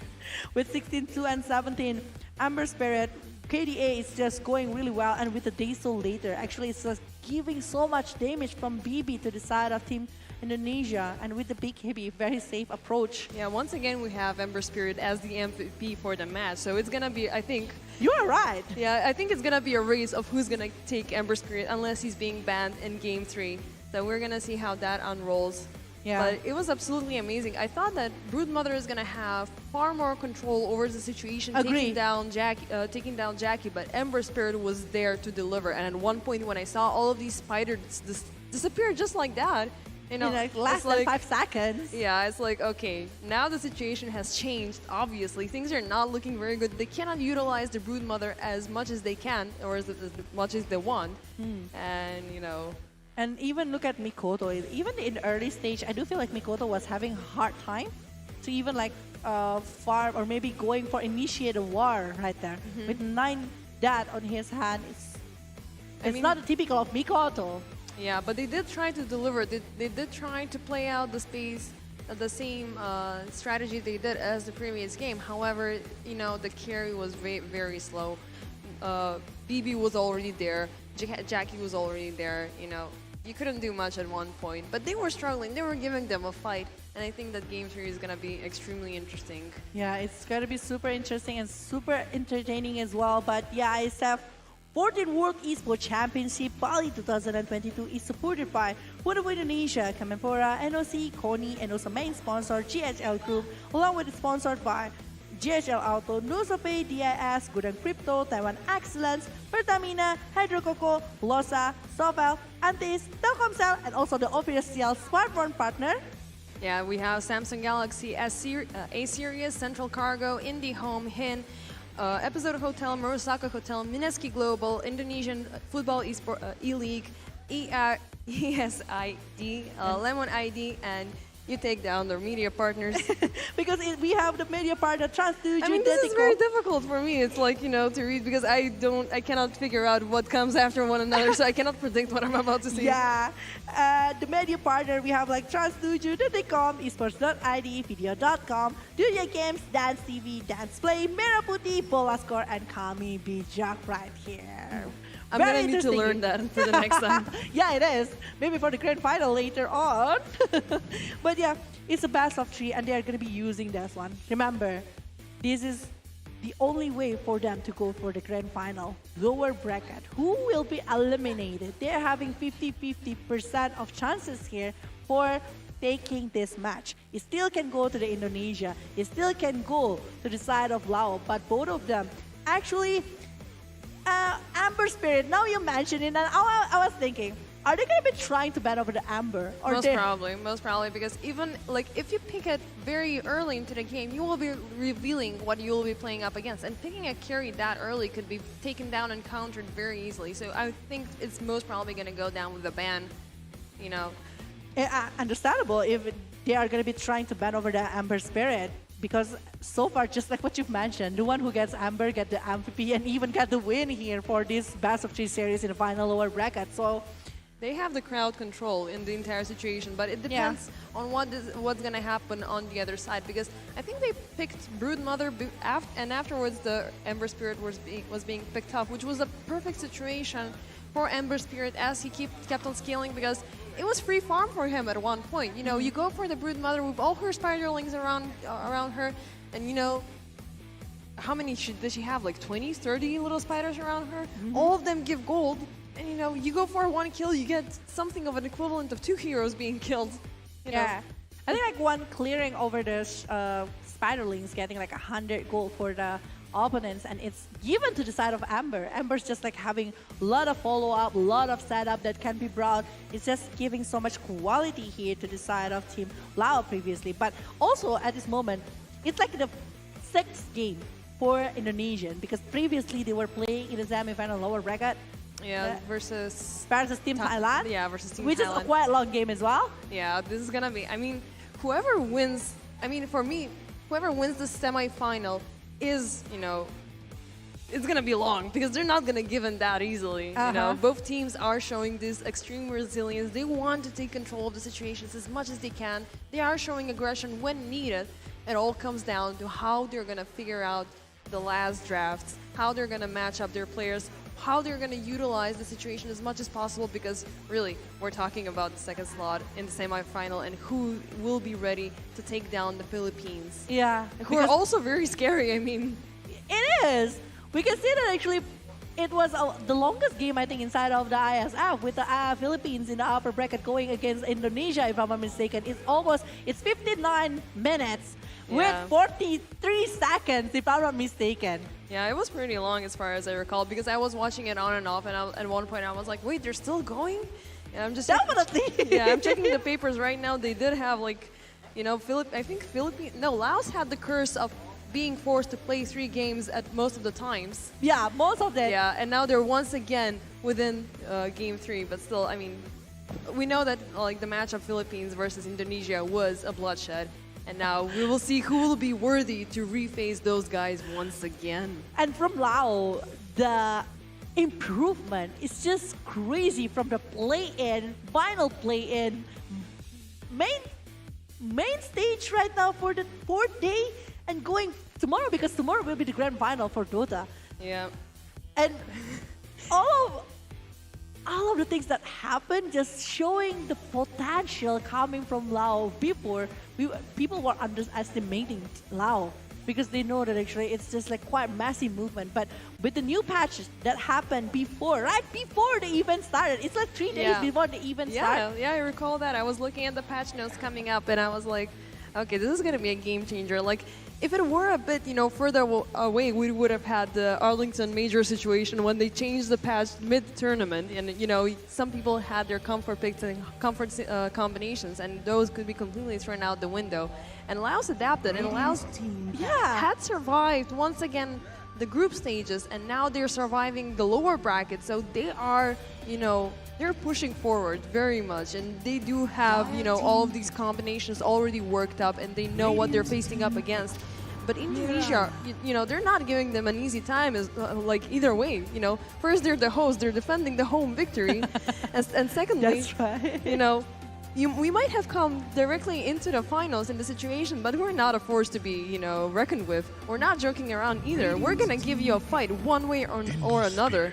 And now we're coming to the draft pick. This is going to be the third game for Indonesia against Laos, but the combo is still going to be there. It's there. They're not giving up that Ember Spirit that easily.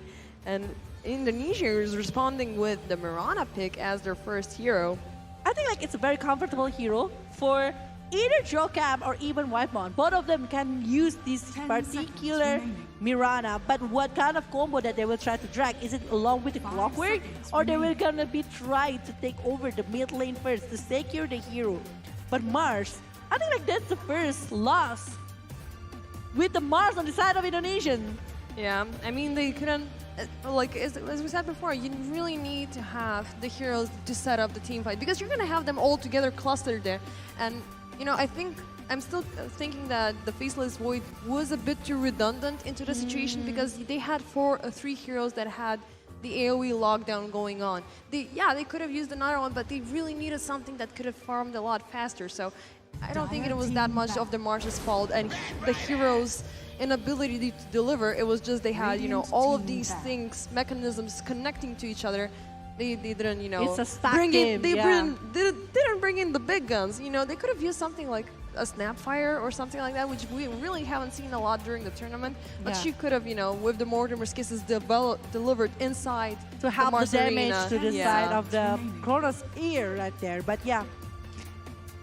So we have the Skywrath Ember Spirit combo going on once again for Lao, because it proved effective. Yeah, and definitely it's very effective, even for BB having so much farm right there.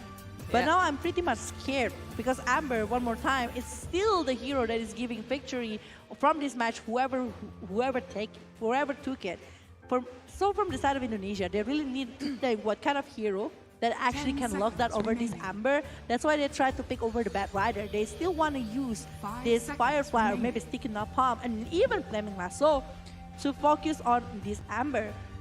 But maybe from the side of Indonesia, they really need to consider taking a hero that can make over the hacks, or maybe over this Orchid Malevance to stop the movement from the Amber itself. Yeah, I just hope that the Indonesian team is not going to get baited to focus all their forces down on having lockdown mechanics and focus more on the damage heroes that they failed to deliver last game. So they're banning heroes that could add up to Ember's control. They banned the Nyx, which was, I think it was on their side? No, it was on Laos' side, the previous matchup. Nyx Assassin before? Yeah, it could have been game one, or I know it was in game one, but I forgot on which side he was. But he was, you know, helping out. Yeah, it was in the Laos side. Yeah. It was in the Laos side. And it's very annoying with the Vendetta along with the Impale that actually giving really good potential for the side of Team Lao. But Mars directly being banned here from the side of Team Lao. They're getting tired with the Mars right there, but Marcy is still 3 heroes. Don't fix what is not broken. Yeah, pretty much. I mean, it's a safe combination. You're allowing us to have it, so we're going to use it as much as we can. And finally, Mars got banned. So Mars is, you know, is going to stay with one lost fight, one lost game for Indonesia for the time being. So they need to focus their efforts now on something a bit more tankier. So Indonesia has these 2 very good heroes, which will help out with the lockdown. Mirana with the Moonlight Shadow and with the beautiful arrows, which can no wind, no seafood. Read that one. No wind, no seafood. I think this is the coach. Are you the coach or the fans coming from Lao? Oh. No wind, no seafood. They're not allowing them to get a seafood. That's the motivation. No, he's not allowing them. He's not allowing them. He has mixed feelings about things. Okay, he wants them to get the game too. That is a motivation. If you want to get a seafood, you need to win this one. Ah. Okay, I thought it was a pun because seafood and SEA, something like that. I was trying to connect to something, but I think I may have went overboard a bit. No, it's not. If you want to win, you want to get a seafood, you need to win this one. If not, I'm not going to buy you a seafood. Oh, so that's the leverage. It's like, you know, you're getting... Bring up your bass. Yeah, pick up the pace. You're not getting seafood dinner tonight, guys. We saw the message, and Indonesia's bringing the Beastmaster into the game. I think I really like Beastmaster in this game because the Primal Roar actually, despite that you are having the BKB or everything, it's still gonna be one of the hero that is gonna be stopping them. And I think like if they are focusing on that towards Amber or maybe even the Skyward Mage, I think like the Wild Axe is also like gonna be very good to give the damage towards Skyward. So it's still a very good options to be picked by the side of Indonesia. Yeah, and plus the minions are a lot tankier compared to Broodmother, so they're not gonna be easily taken down by the Ember Spirit. So he's gonna have the boars in the lane, controlling the heroes a lot better. You know, with the poison sting, it's gonna be support hell for for them to deal with them with Beastmaster, and full on he can deliver. Crystal Maiden is the 4th pick for Indonesia. When we know that actually usually whenever there is a Crystal Maiden going against an Ember Spirit, it will be the huge farming. It's not farming over the creep anymore, it's farming over the Crystal Maiden. Yeah. Which is going to be hard for Widemon, I think, the one who's going to be using the Crystal Maiden, because he really needs a really good positioning. Maybe Frostbite will be helping so much if they are going to be aiming to the players of Team Lao, but Crystal Nova is just like so much help with the slow along with the damage that is given. Yeah. A really good early potential over kill here from the side of Indonesia with the arrow along Frostbite combo. Yeah, I mean they have the combo, but I'm very much scared that they have a very weak lineup right now. Their heroes are not tanky at all, so they need something who's gonna suck up all of that damage. Because at one point, Ember is gonna jump onto Crystal Maiden unless she has a BKB, and she's gonna be gone in like less than a hit while trying to cast Crystal Nova. So, I mean, I am right now very much judgmental regarding the Crystal Maiden pick. She has effect throughout the early phases of the games, but later on, she's gonna have a very tough time with her HP being lower than a creep. You know, if she just walks past by with Glimmer Cape in the lane, and Ember happens to be there, goodbye. Goodbye, Miss. Have a nice one. Thanks for the gold. Goodbye, Maiden. It's going to be easy to be picked. That's why I mentioned it's going to be not going to farm over the creep. It's going to be farming over Crystal Maiden. So, well, we'll see here what an options that is going to be brought by the side of Team Lao. There's still a hero. I think if they are able to get a CC or maybe even the Lion or anything that have particular, depends on the Marcy. If the Marcy going for the support, it's still going to be very good. So they need one off-laner from the side of Team Lao. But if they are aiming for Marcy going and off-lane, they're still not a support. So Enchantress is the one that is being picked by the side of Team Lao for this draft. That's very interesting because she can take control of Beastmaster's minions, and she can turn them back against them. So I don't think I've seen Crystal Maiden previously being picked, at least during the playoffs. So this is kind of news for me, because Laos have had preferences like Lashrock, Clockwork, Death Prophet, Undying with their lineups, and this is it comes, at least for me, it comes as news. Yeah, I think like from Lao, I do agree with that. They are not really comfortable with that kind of hero, but Crystal Maiden, I do believe that it's already been used a couple of times by the side of Team Indonesia, but I don't think like it's inside of the playoff itself, because it was used in the upper bracket, if I'm not mistaken, in fact. Oh, it was going against Thailand this morning, actually. Enchantress? The Enchantress, it was being used as well. Yeah, by Indonesia, with the Rubik before. Oh yeah, that's a very good combination. I actually failed to notice that at all, so I just jumped into conclusions that she was already being picked. But it's yeah, I mean like Enchantress was not really popular. Yeah, it's not in the meta right now. It's an optional hero that is maybe a comfortable pick here from the side of Team Lao. So. But it provides good lane control, it provides good counter during the laning phase against the Beastmaster, and plus you have the healing potential. Once she gets the 6, she has untouchable, so, she's pretty much there, but I'm still, like, hopefully I'm not gonna, jump into conclusions. I don't know how she will be able to scale up further on in the game. She will be having the impetus to deliver damage, and she will be, gathering all the minions. Yeah. And at this point, Indonesia don't have anything to respond with, because they, aside from the Roar and from the Sticky Napalm, they don't have, I mean, they do have Crystal Maiden actually, but their AoE is still not that strong if she pops up with this army of a lot of jungle minions being picked up. Indonesia are playing it safe though. They don't want to see Jackie once again playing with the Pudge. So I mean, this is a very valid move because it does look good in their lineup. Both teams are missing something that will take all the strikes towards them. And Monkey King here. With the AoE, we mentioned AoE, they brought it with Wukong's command along with the bundle strike coming from the side of Monkey King here. A very good setup actually with all of the heroes, but from Team Lao, it depends on who is actually going to be the carry for this one, because actually for the laning phase situation, Monkey King that might be going against 5 seconds Marcy will be very happy because the Jinko mastery will be open up a lot. yeah, he's going to be very annoying, and he has very distant reach with the boundless strike and jumping from one tree to another. Being above the entire situation gives him a lot of advantage. So they will need, I mean, if they want to directly counter Monkey King, they will need to have some sort of control over the trees at this point. So I mean, jokes aside, if I were Team Lao, I would go for something like Timbersaw in this situation to keep the monkey under control. He is very tanky. He can go up front. But they're going for Weaver. Oh, Weaver. Your hero. A non-meta hero actually, Weaver right here. It's been a while since I saw Weaver. Like, and I won't imagine Lao going again using a Weaver. I don't think it was being used though inside of IESF so far. Not at least not in the main stage. I mean, I don't recall seeing this guy in a while, but I mean, when was the last time you saw Weaver? I mean, within the tournament, I don't recall actually. Maybe sometime during the early stages of the group phase, but I'm not really certain that I have seen him. Like even in games that I have played, you know, it's a very awkward hero, and at this moment it creates a little bit of a disruption because you're not really sure what they're gonna go for with the Wyvern pick. Is he gonna be a 5 hero who's gonna be saving other heroes? Is he gonna be a full-blown carry? Oh no, you mentioned he's being payloaded by Jackie, so they're going with a carry Wyvern.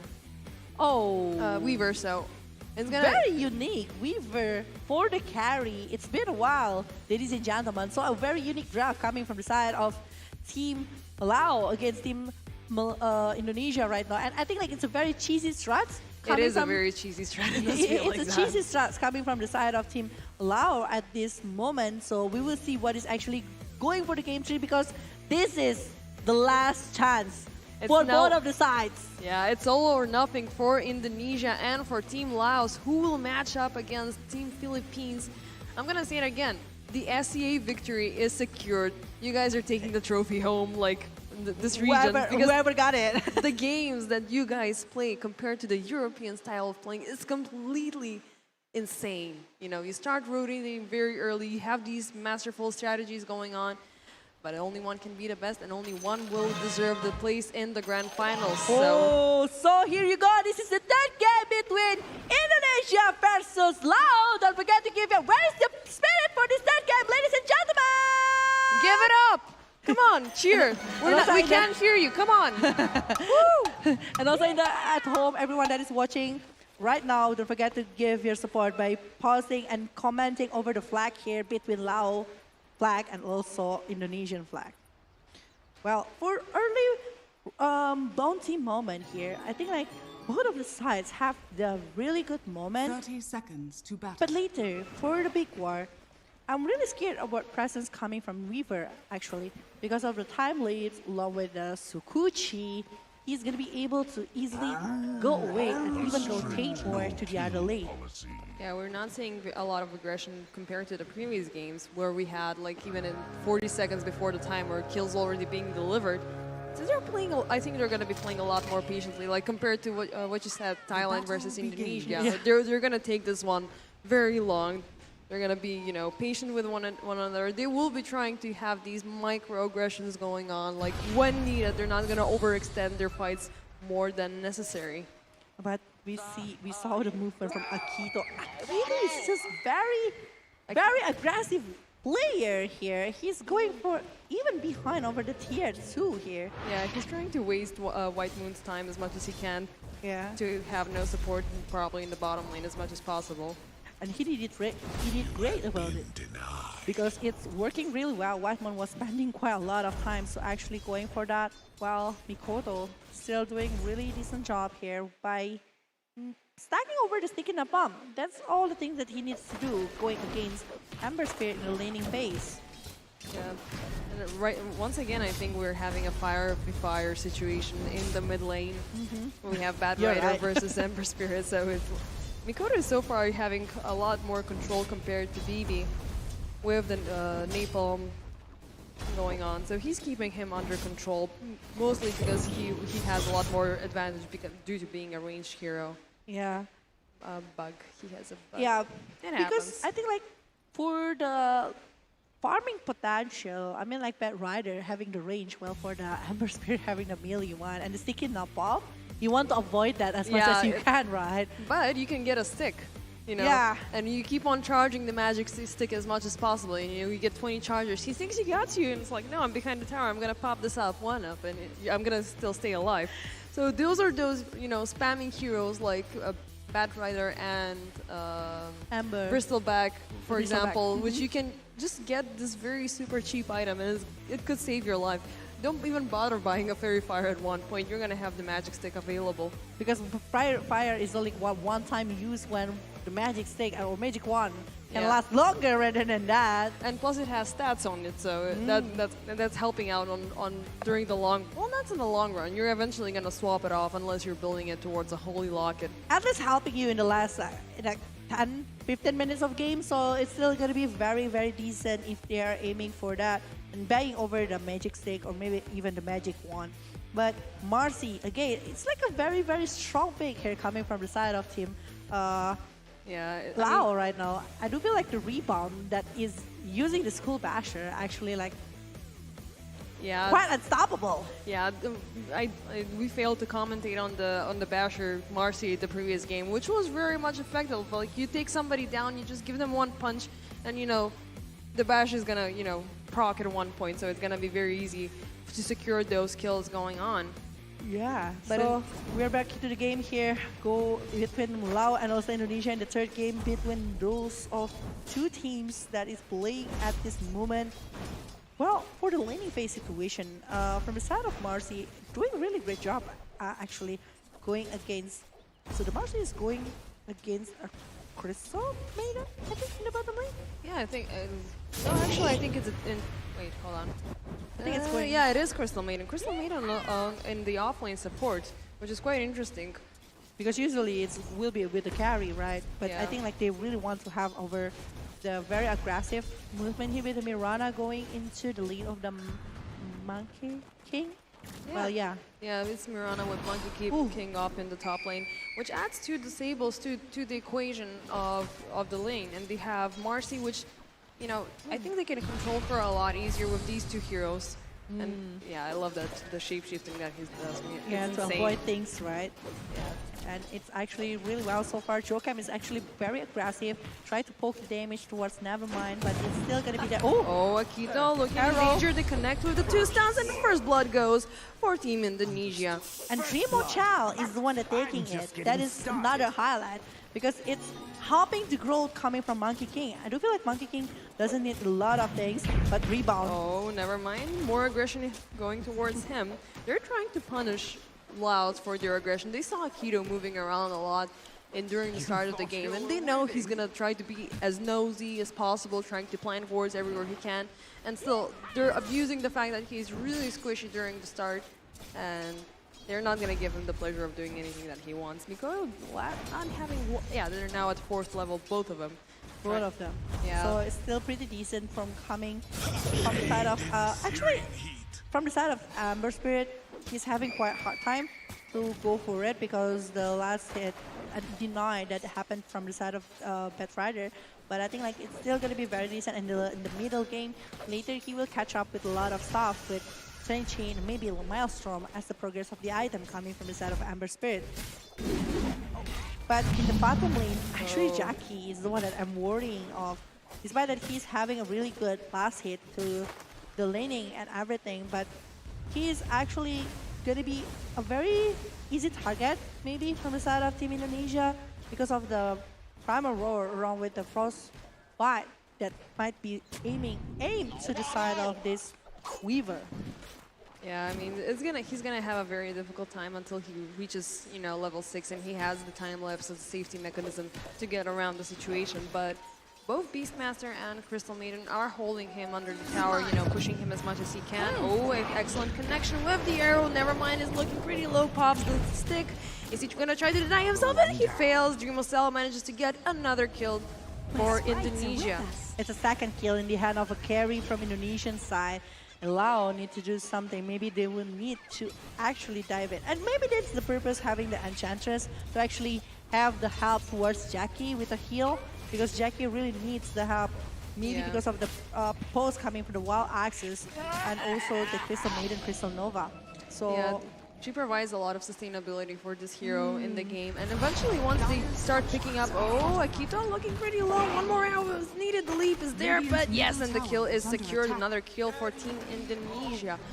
And in the mid lane, we have rotation from MYN. BB is in danger, but Mikoto manages to get the kill under the enemy tower with the Firefly. The lasso goes off, and that's, ooh, just so close. The Fairy Fire is activated, and Mikoto is with a double kill solo for Team Indonesia. A 2 kills with a solo Bad Rider? I mean, like sticking the palm along with the Fairy Fire, or even the right click coming from the Bad Rider is very strong, and they're getting 5. Not only 1 or 2 kills, but getting 5 on their hand at this moment is giving so much to the side of Indonesia. But the rotation needs to be made. That's a huge advantage for this team, but BB and Akito are not giving up on him just yet. They know that, you know, Mikoto is getting stronger and stronger. Oh, the arrow just manages to connect onto Akito as he's trying to go into the river. Jokam pushing him away from the rune spawn. Yeah. But I wanted to discuss Jackie once again with his Wyvern and Enchantress in the combination. During the start, she is very good for sustaining him in the lane. But later on, as she keeps on getting the creeps and all the auras stacking up, Jackie, I think, will be able to deliver. Whitemon in danger. I don't think he has any leaps available, and he dies. Yeah, he will be taken care of. Well, for the side of Bad Rider, the power runes is actually on the top side, so they're still able to secure the regeneration runes. But for Jackie, this is the power coming from the side of Weaver, actually.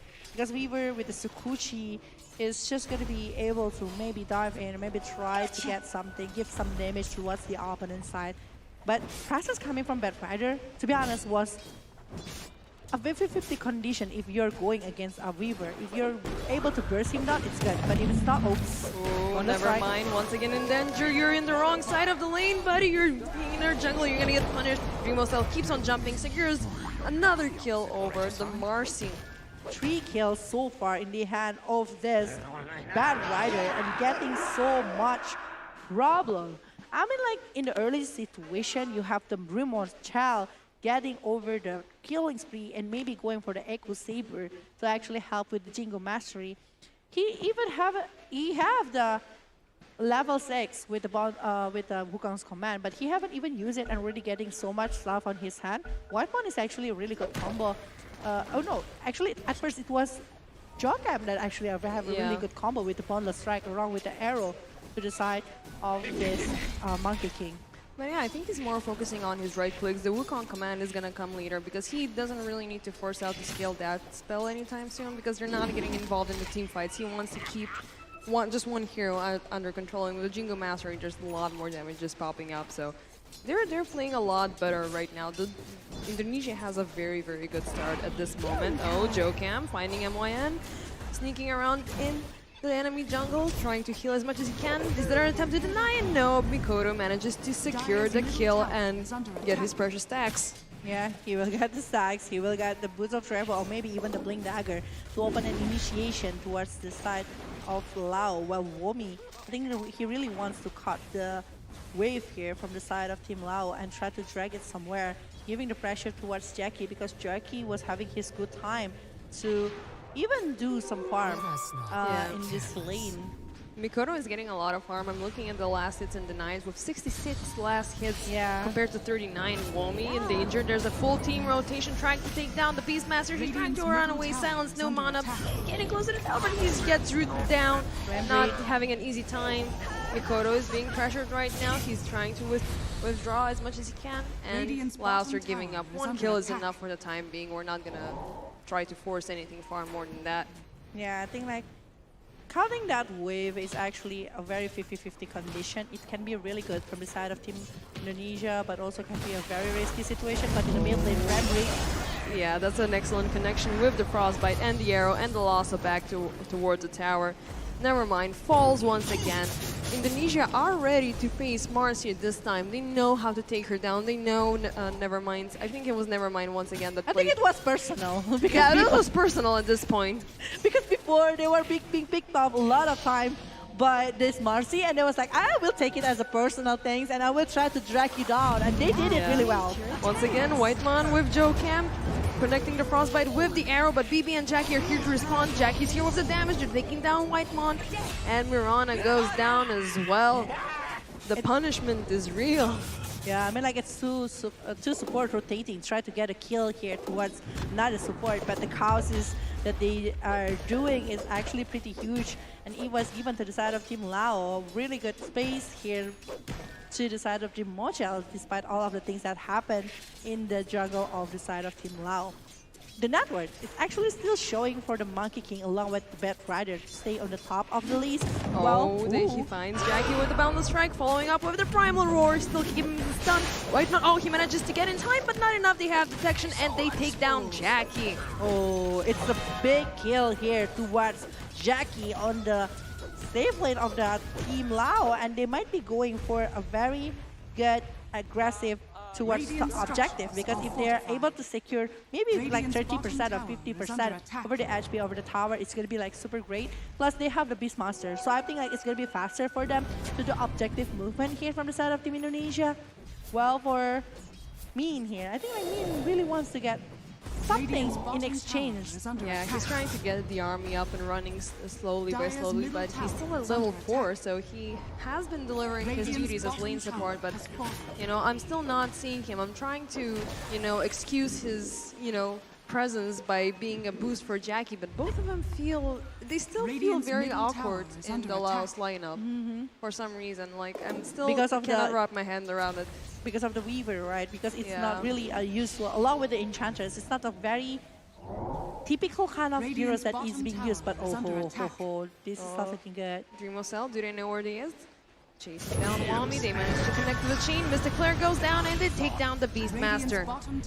It's a very huge kill, but on the other hand, they're taking Nevermind. Yeah, it's redundant to say at this point, like, Nevermind, but I think he died like 5 times by now, you know. I think so. Yeah. I think so. It was 3 times by the Dream Mochel, and then the others is like coming to the hand of this Bat Rider. So I think like 5 times in a row being taken down just like that. It was like very hard situation, but the Frostbite is there. White Moon coming in with the Moonlight Shadow. They catch on BB. Everybody goes down on the Ember Spirit Lasso and the jumps. They take down BB very easily. Arrow. Once again, connecting over MYN. 2 kills are secured and the tower is open for Team Indonesia to take, but Mikoto, he's hungry for more, finding Akito into the forest. He has level 6. Nevermind tries to connect with the rebound. White Moon and Jokam are just here to help out. Starfall! Will they manage to get it? Yes, they managed to get Akito in the very last minute. Boundless Strike onto the Marcy, and no, she manages to survive. Nevermind. 3 stacks of Sticky Napalm. 2 Firefires Firefire and a stick are being used to keep her alive. But that chase was real. That chase was real, you're right. It's like 3 people coming from the side of Team Lao that is being picked up, but again, they're still aiming for more than arrow. Wow, that was a very far arrow. I don't know why. I mean, this is a statement right now with the freezing field. It's like, you know, we can waste spells at this moment. Yeah, we are not letting you go anywhere. Not even a slight of chance for you to survive that condition. And the level gap is also like showing right now. I mean, like the rotation coming from the side of Indonesia, it's like a revenge coming from the first game. Yeah, we were like, not to jinx it, but it makes it look like game 2 was a game to them, you know, just to keep it interesting. But so far, they are dominating with 16 over 5 kills with 6k difference, which couldn't mean much, like, as the game keeps on progressing. But look at the net worths at this point. We have 2 7Ks followed up with 6 and barely a 5. I think like the fashion coming from the side of Indonesia is also like doing really well. Oh, they're finding Mirana. Mins is going in for the kill. BB rotating as well, but Wami is here. Mikoto teleports onto the creep. Will they try to go for a kill? Mikoto really wants to kill. Mikoto really wants, you know, he has these trigger fingers. He really wants something to happen. Yeah, he really wants for it. He really wants to get something on the head of Team Indonesia. But losing a Mirana actually is not really good. Jackie, they connect with the boundless strike. They jump onto him with the primal roar. And that's the kill that they wanted to get. And it's a Jackie. And it's a Jackie, it's a carry, it's a core from the side of Team Lao 2 times in a row, being picked up like that, and all the CCs going in, and now with the wave along with the moment, the dominator coming from the side of Womi, I think it's just gonna be huge if they are able to secure the tower in the bottom lane. And Mikoto going directly to the side of BKB despite top tower is under not attack. going for the Blink Dagger. I think like it's also very wise because he's respecting the CC and also the Mystic player coming from the side of Skyrat Mage. Yeah, I mean the Indonesian boys decided we might have win here with all of our resources, but we're not going away from this fight empty-handed. We really want to take as much as we can from this situation and push LAOS far and far more into the base. And the aggression keeps on going with a 4-man smoke followed up with Moonlight Light Shadow. They get down to BP, they connect with the arrow, and the Ember Spirit is gonna go once again. But they might be aiming for more here. No, they're not.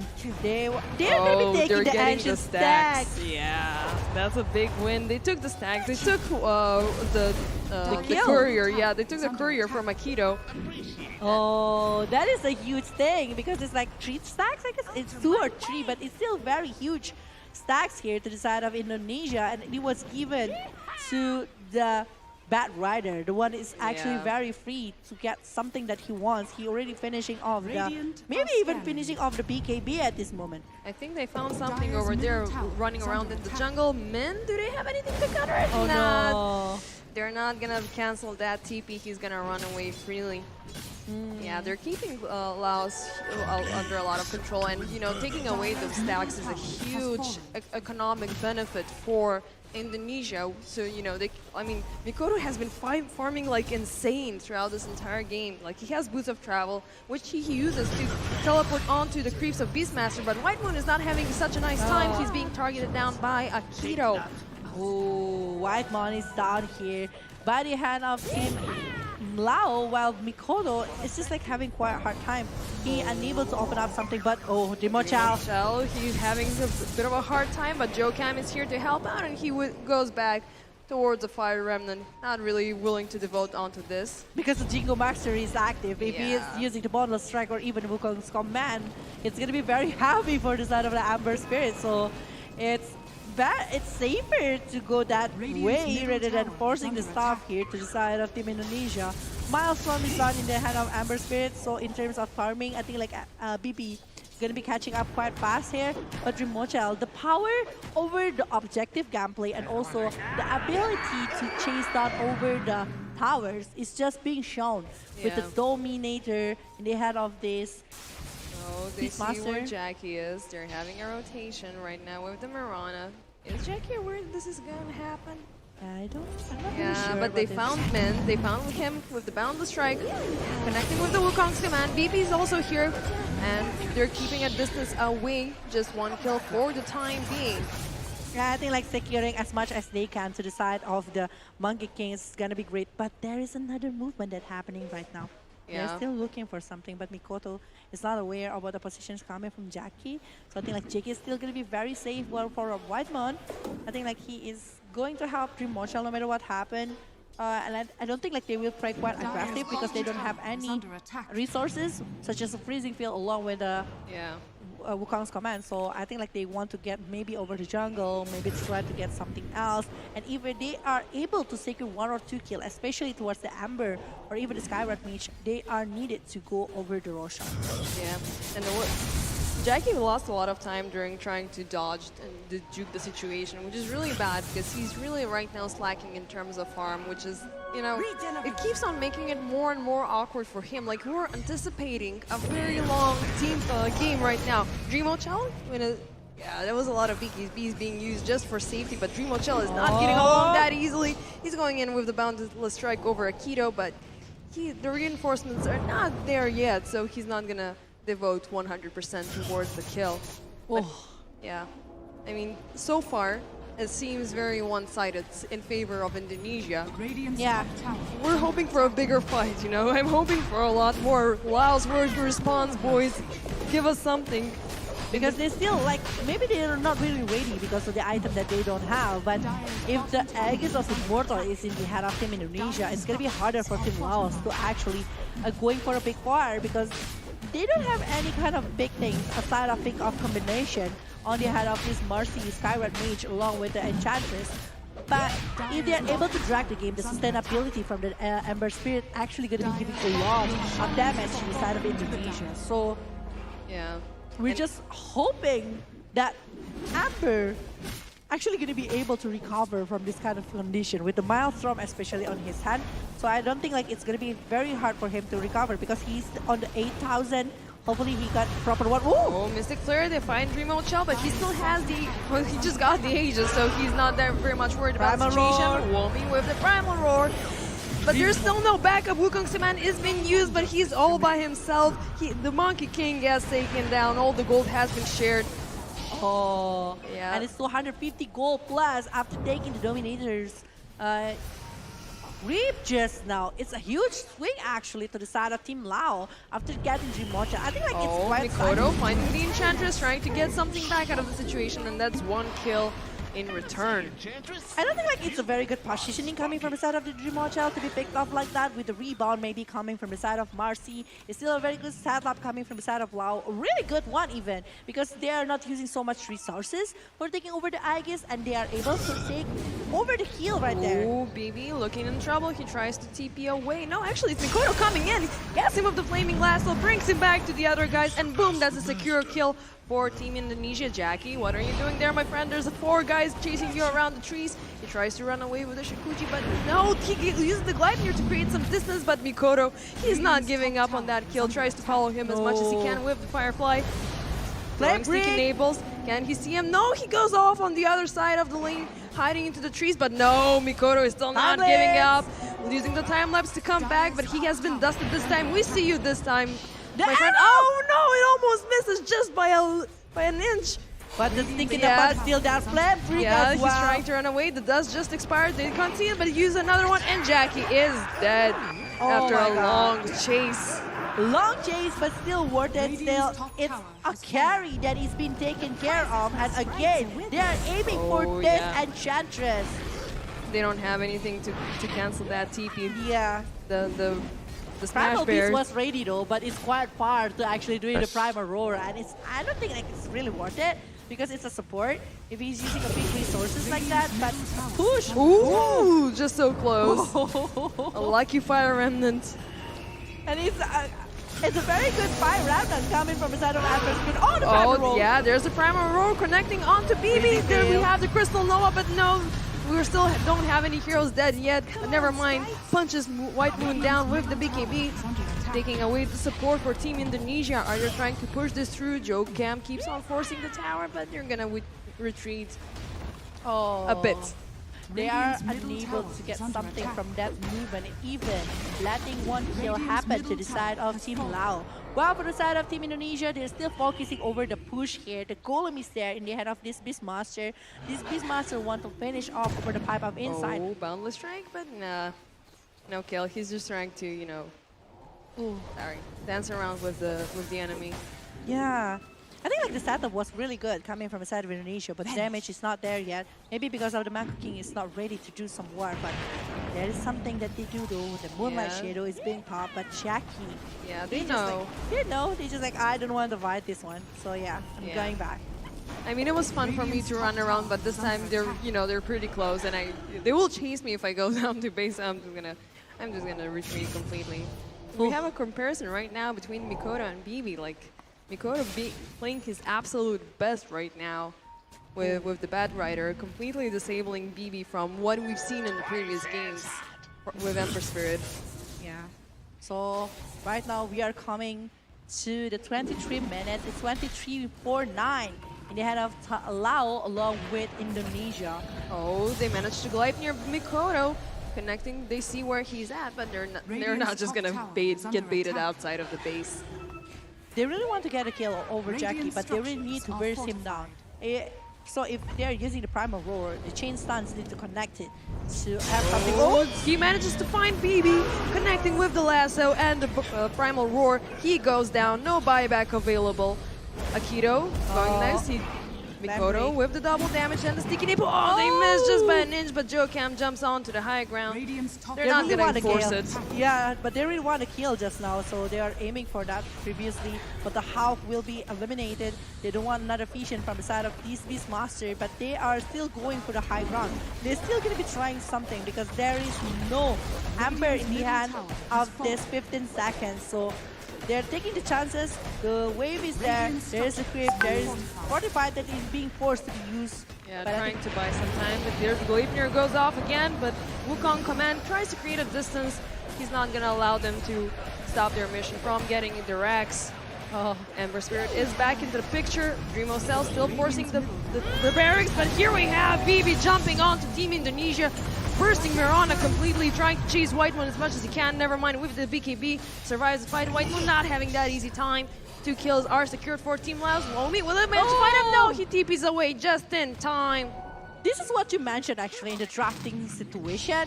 Like very squishy heroes coming from the side of Indonesia with the Mirana along with the Crystal Maiden. And I don't think like it's the food for Amber Spirit, and they are doing it really great here. We're taking off because I don't feel like Indonesia was overextending it. We can see from the replay. I think like after they're getting that fortification being used by the side of Team Lao, they really need to get back. They're getting the barracks. I do understand it's very good objective, but they're losing another 2 supports on their hand when they might be wanting to go and set up something, set up another war. Dreamo Cell, never mind. They're very close. He sees the Mars. He connects with the Boundless Strike. Akito is there to help out, but he's finding. Oh, he's finding 2 against 3 at this point. Never mind. Looking pretty low, and there's the kill for Dreamo Cell. Is it there? And there is another blink. No, there is no blink dagger coming from the side of Blade Rider. He doesn't want to go for aim for it, but Jokam apparently. Yeah, he managed to get Min somewhere in the forest, in the jungle. Oh, yeah, this is not looking very easy for Team LAOS. Even though they could use the late game advantage because they do have a chance to prosper because of what we said. Indonesia's lineup is looking pretty squishy. They can take down 2 supports out of the team fight, and eventually, you know, there's 3 more to take down, which are not going to be that much of a problem. But Indonesia really want to finish this as soon as possible. We have Mikoto jumping onto the high ground, trying to force stuff that is saving him, but look at Silence is forcing on Mikato. There's still an arrow, but they got a tier 3 tower, and I think that they're pretty much satisfied from that situation. Yeah. Well, it's 9,000 lead right now. When Indonesia, they realize if it's going to the late game, I think like the Amber, Long, maybe even the Skyrap, it's going to be like a very huge disaster because of the damage that they were giving. It's pretty much painful. Yeah. How are LAOS going to respond to this is my question. Indonesia is not only knocking on the door, they're walking into their house very easily. And look, forcing it hard, like knock, knock, knock, knock, I'm taking your racks. No, there's not even a knock, knock. They're just barging through the doors like, we're taking this, it's mine. This is mine. Yeah, it's mine. And they're taking the melee racks so far from 2 lanes, and it's only coming from the top lane that they really need to control from this. If they're able to push it and taking the tier 2 tower in the top lane, I think like the high ground potential coming from there's a fight going on in top. They managed to get Marcy. The BKB is almost gonna run out. Maiden falls first. Jokam, yeah, he manages to jump out of the situation. BB, he's not looking very good to the situation. He rounds away in the last minute. 4-staff Mon towards the high ground, but the lasso is there, and he's bringing the kill to the boys. 3 kills are secured only for Crystal Maiden for Indonesia. In exchange for Crystal Maiden, this is a huge success for the side of Indonesia. And Lao, they're losing so much in that particular moment. The Amber and also Weaver is actually very safe, but it's still like 2 minutes and for the random time of the Roshan. So it's not, if they're not trying to get over maybe the Jackie or something else, it's still not going to be like a very huge moment because from the side of Indonesia, they really need more setup to maybe kill somebody else later before taking over the Roshan. So the objective, they might be only focusing over pushing back the wave in the top lane instead of going for something else. Yeah, Jackie now with the Lincoln Sphere, his life might be a tad easier, you know, countering the frostbites and the lasso, but still, the more the game keeps on progressing, the more awkward he seems. Like, he has been involved into team fights. He does manage to save himself from awkward situations, but still he's not, you know, 100% effective. They find Mirana, try to connect with the Mystic Player, but failed due to the force staff. Never mind, he jumps into the wrong place. BKB is up to keep him alive. Dreamocell manages to take down Akito. Jokam will fall eventually, but forces the buyback instantly. Never mind, he's down. BB, he's not looking very safe, but he manages to take down White Moon. The BKB is done by BB. Now BB running away, but Mikoto. No mana available. They keep on chasing him. Mikoto with Dreamocell and his double damage manages to take down 3 heroes on the side of LAOS. Actually, 4 heroes on the side of LAOS, forcing 1 buyback from Akito. Oh, but Jackie boy. Where are you at? Oh, Glipnir manages to connect, but they get the boundless strike onto Jackie. Moonlight Shadow to make sure, but no, we saw you time-lapsing back there, buddy. We're gonna get you. Prime Break is there. The arrow is not connected. It doesn't connect, but the damage is there. Jackie is burning slowly. Akito on dieback, 70 seconds. Oh. Jackie, where are you gonna go, my friend? You can run, but you can't hide. But this is a TP. Oh, he misses just by a bit. Will they get him? No, unfortunately, he manages to stay alive. He's still safe and sound after a very long runs right there. Going for something else, but Roche is up though inside of the game. So this is their chances. Before like this respawn coming from the Skyward Mage with 40 seconds, I think like they will be able to go something. Oh, Min is the one is being picked up. Yeah, there's another kill, a solo kill from Mikado. Right now he's super powerful. He's literally burning everything down his path. This is the free Roshan for Team Indonesia. They're gonna keep on forcing right now with 2 players out of the picture, and I don't think they're scared anymore. Like 35 over 14, 12k net worth in, you know, and plus they got a Philosopher's Stone, which is basically free gold. And the Mage Slayer in the head of Monkey King, like they are respecting this Skyrad Mage with the skills that he's having, but Mikoto. He's insane, man. He's insane. Going for the Scepter next is... No, actually, yeah, is it a Scepter? I think like if it's not Scepter, it's like an Octarine. Yeah, it's an Octarine. Yeah, he was going for the Ether first. Yeah. Yeah. Oh, and Indonesia, they will do the push. This is the last lane. I was like mentioning before that tier 2 tower and then going for the high ground, it means that they will be having all of the tier 3 coming from the side of Lao. And it's going to be pretty fast. Back again, this is Beastmaster with the Boar, with the Dominator, and it's Rimochel with a very fast attack. Oh, force staff out to high ground. Whitemon manages to find Min, but uses the freezing field way too early. Never mind with the BKB going into the fight, jumping onto the Crystal Maiden, but the roar comes just in time, and Flaming Lasso, the Marcia outside of the picture. 2 kills are secured for Team Indonesia. Only once again for the Crystal Maiden. Dreamocell looking pretty low. But Jackie is still there, Yeah. BB is still there. They are looking for something. Boundless Strike is already being used right here. They are already securing the tier 3 tower. I think like they are very satisfied about it. Oh man, not looking very well. He gets burned and he gets axed. He gets completely knocked out of the fight. Instantly buybacking the top lane has been completely demolished. No barracks. I think this is the last. No, there's one more barrack I think on the bottom lane. But Dreamocell keeps on giving pressure onto Team LAOS. And they still have the Aegis of Immortal right now, best defender. Are they going to be able to defend the Ancient right here? Well, it's looking pretty slim, my dear Bella, but as it seems that they're running low on chances, they're using the Gleipnir. Wukong's command goes off. Bleed Jackie is not looking very well. He tries to hide into the fountain. What else can you do? These guys are way too powerful right now. 2 people are still on standby. Ember Spirit is not here for 30 more seconds alongside with the Skywrath Mage. It's not looking very well. Indonesia, from the side of Lao, yeah, it is not looking really well. Indonesia will be going for Whitemon manages to connect with the Frostbite, but the arrow doesn't connect. Jackie being aggressive towards Mikado, but the others are still here trying to, you know, pay the price. They managed to connect onto Min. There goes the Enchantress. Dreamocell is godlike.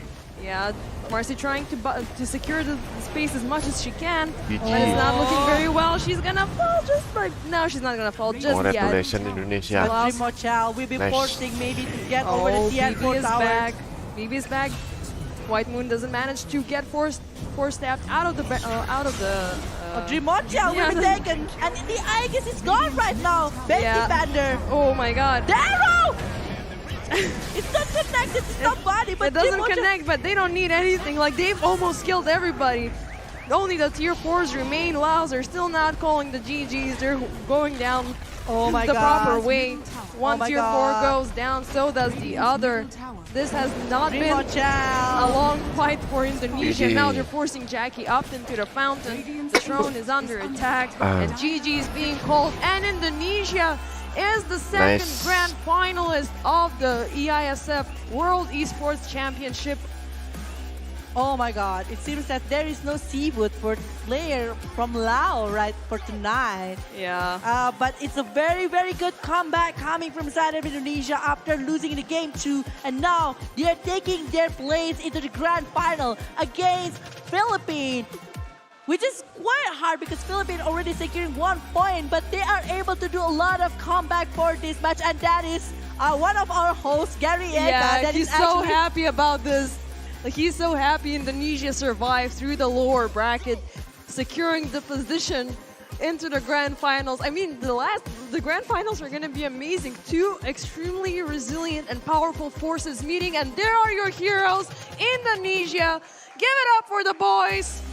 This is your champion for this match, Indonesia, winning 2-1 against Laos in the final lower bracket with a very long movement that is been done by both of the sides. They're using a lot of things, and even cheesy strats was being played by Team Laos because they want to get something for this. They Yeah. want to try to win this final lower bracket, but it's still, they're doing the fair play. They already shake hand one to another, and it's a lot of things. Second game was a very strong coming from the side of Laos, but third game, it's a downhill actually from the side of Team Laos. A different kind of approach that they were trying to show, but it's not really working with the combo that is actually nasty, to be honest. Yeah, they could have tried a more secure strategy throughout the game because it was their last elimination match, and they went for some very awkward cheesy strats which didn't flourish the way I assumed they planned to. But Indonesia, it was amazing what they did. Like, you know, even if they allowed LAOS to play their favorite picks, which dominated during the last game, Scarlet Mage and Ember Spirit. Right now it's like, okay, we know what you do. We know your tricks. We have a few tricks of our own. We have a few cards up our sleeve. And the personal things going towards Marcy actually making it hard for Team Laos because they are really depending on the rebound. Because they really need a setup from the rebound, but they couldn't do it. So it means that from the Amber, they really need to jump in to get a better setup. But it means that it will cost himself if he's the one that actually going for it. Even never mind using the BKB to open up a setup for BB, but it's not happening. See that one? Never mind is the one that is getting caught. I mean, all of the guys from LAOS were alive as long as their BKBs were there. They were doing the damage necessary, but once the BKB goes down, they disappear completely. And I mean, I was really scared about, you know, Indonesia's lineup being that squishy, but they held it. You know, they controlled it. They danced around it, and they used it as bait so many times. You know, they used LAOS's aggression against them throughout the entire time because they learned what they do when they have the advantage. They keep